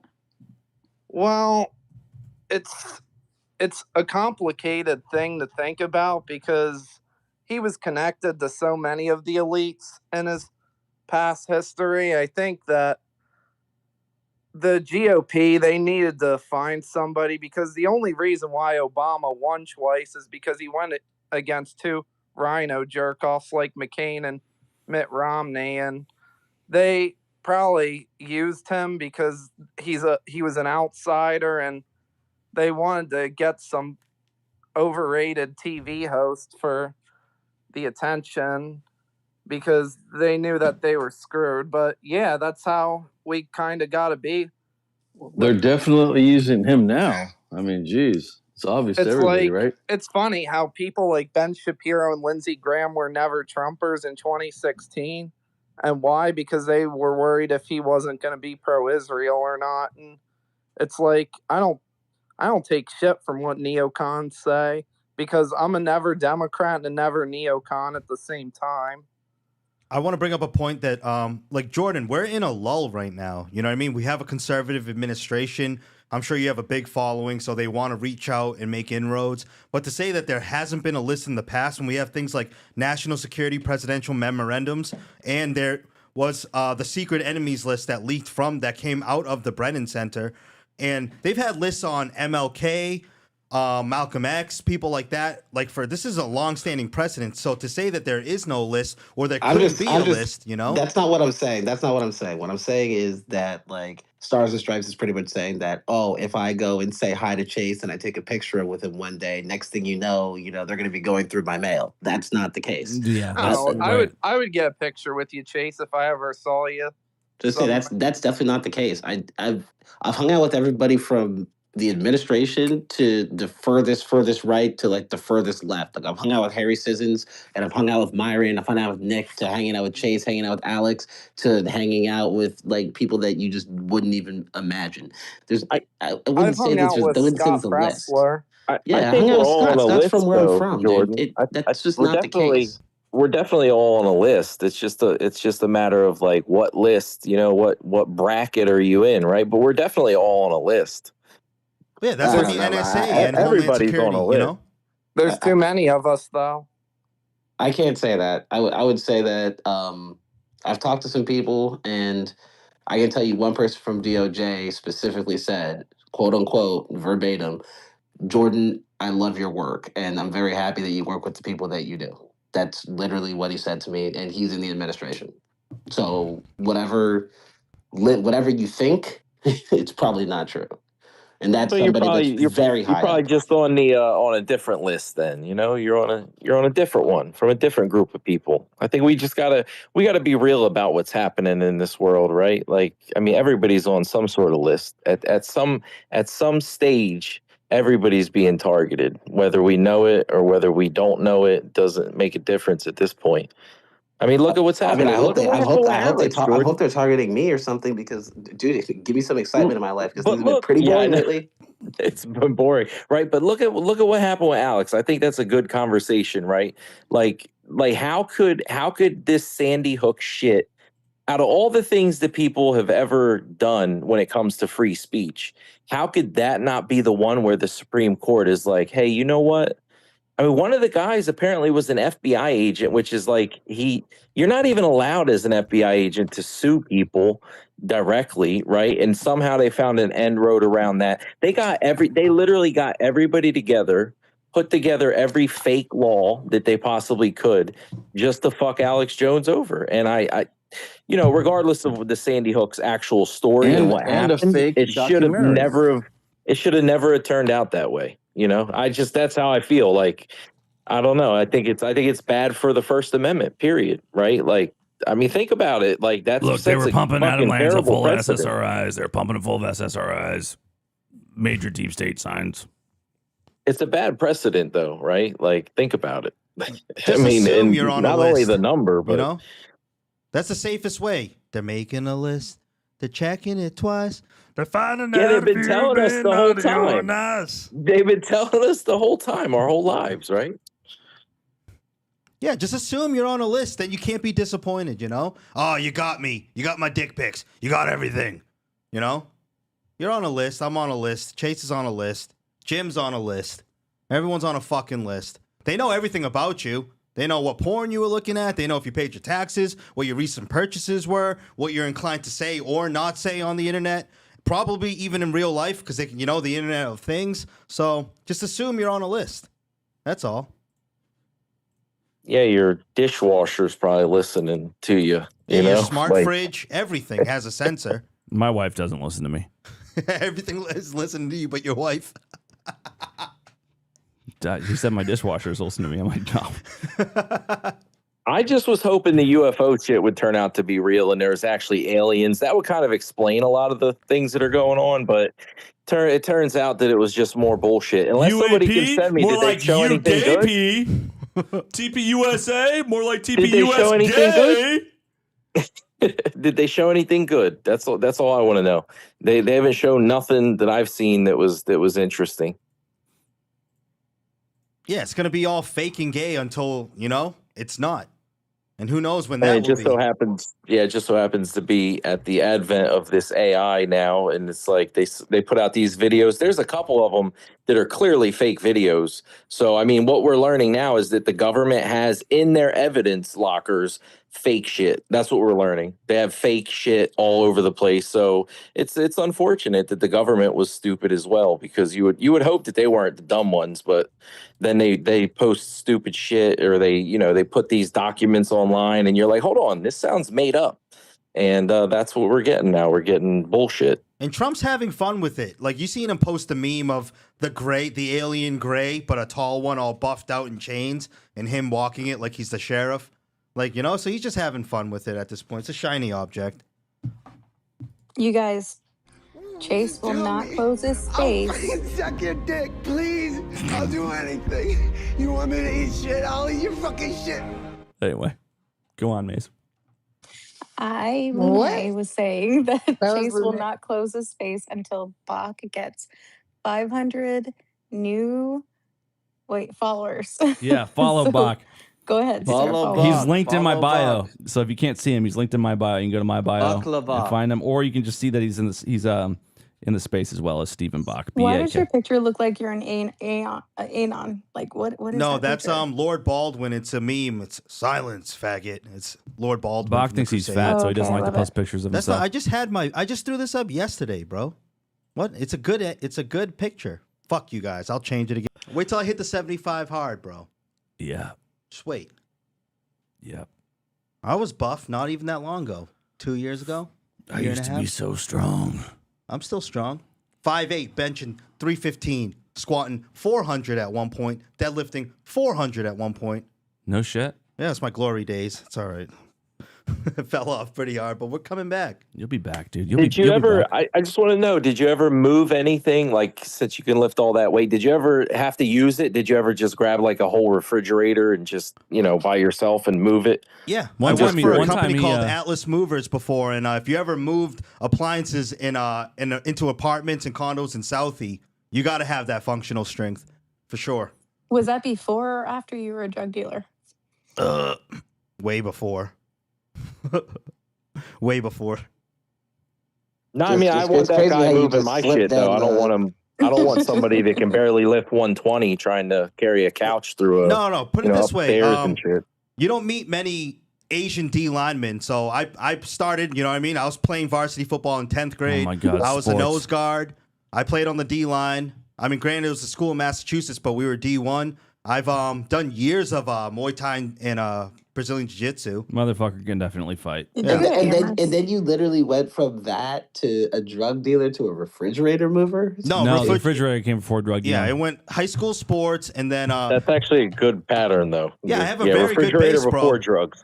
I know how to wrestle. I know Jiu-Jitsu. I know some Muay Thai. I mean, it's been years, but I have a also very cook you good some base. crack, too. Like, What'd he say? I didn't hear it. Something about crack. I'll also cook you some crack, too, Yeah, he's an incredible chef, just like Adrian Dittman. Yep. I just feel like some of the guys at the gym, sometimes I'm, Chase, you're so fucking quick. look, I try and not watch them, but sometimes I know I can see it in their That's what she face. said. They're the ones they literally want to be in the moment where they have to lift up like a car to save somebody. So I just was wondering if that's what you're up to. You have like a scrawny guy there, can't lift nothing, and the car is crushing someone's foot. And you need a guy like that. You need a guy that can come over and lift up the back of the vehicle Are you or whatever. recruiting him to be your next boyfriend or something? No, I mean, I want to know what people's motivations are, right? Like you're at 350, so if you bench your weight, it's actually pretty good. But if you bench double your weight, you're in really good shape, right? But sometimes people I think go a little bit too far. So I don't know. Hey, can you still walk through doorways? That's what I want to know. Well, That's the main problem. I'm like a 5'8" chode, though. You know what I mean? So I mean the shoulders. I seen guys that can't walk through fucking doors. I'm like, their shoulders are just so broad. I'm like, what the fuck is going on? He's got to turn sideways and walk through a average door. I mean, I've never been a pussy a day in my life, and I've gotten in a lot of scraps, you know what I mean, growing up. I'm 36 years old now, but as recently as 2 years ago, I was putting up 100-pound dumbbells for dumbbell bench press. 120-pound dumbbells, I think is my PR. But yeah, if you want to go on my Tinder app and Look, I swipe used to right, be a lot stronger. I'm ready for you, Key. I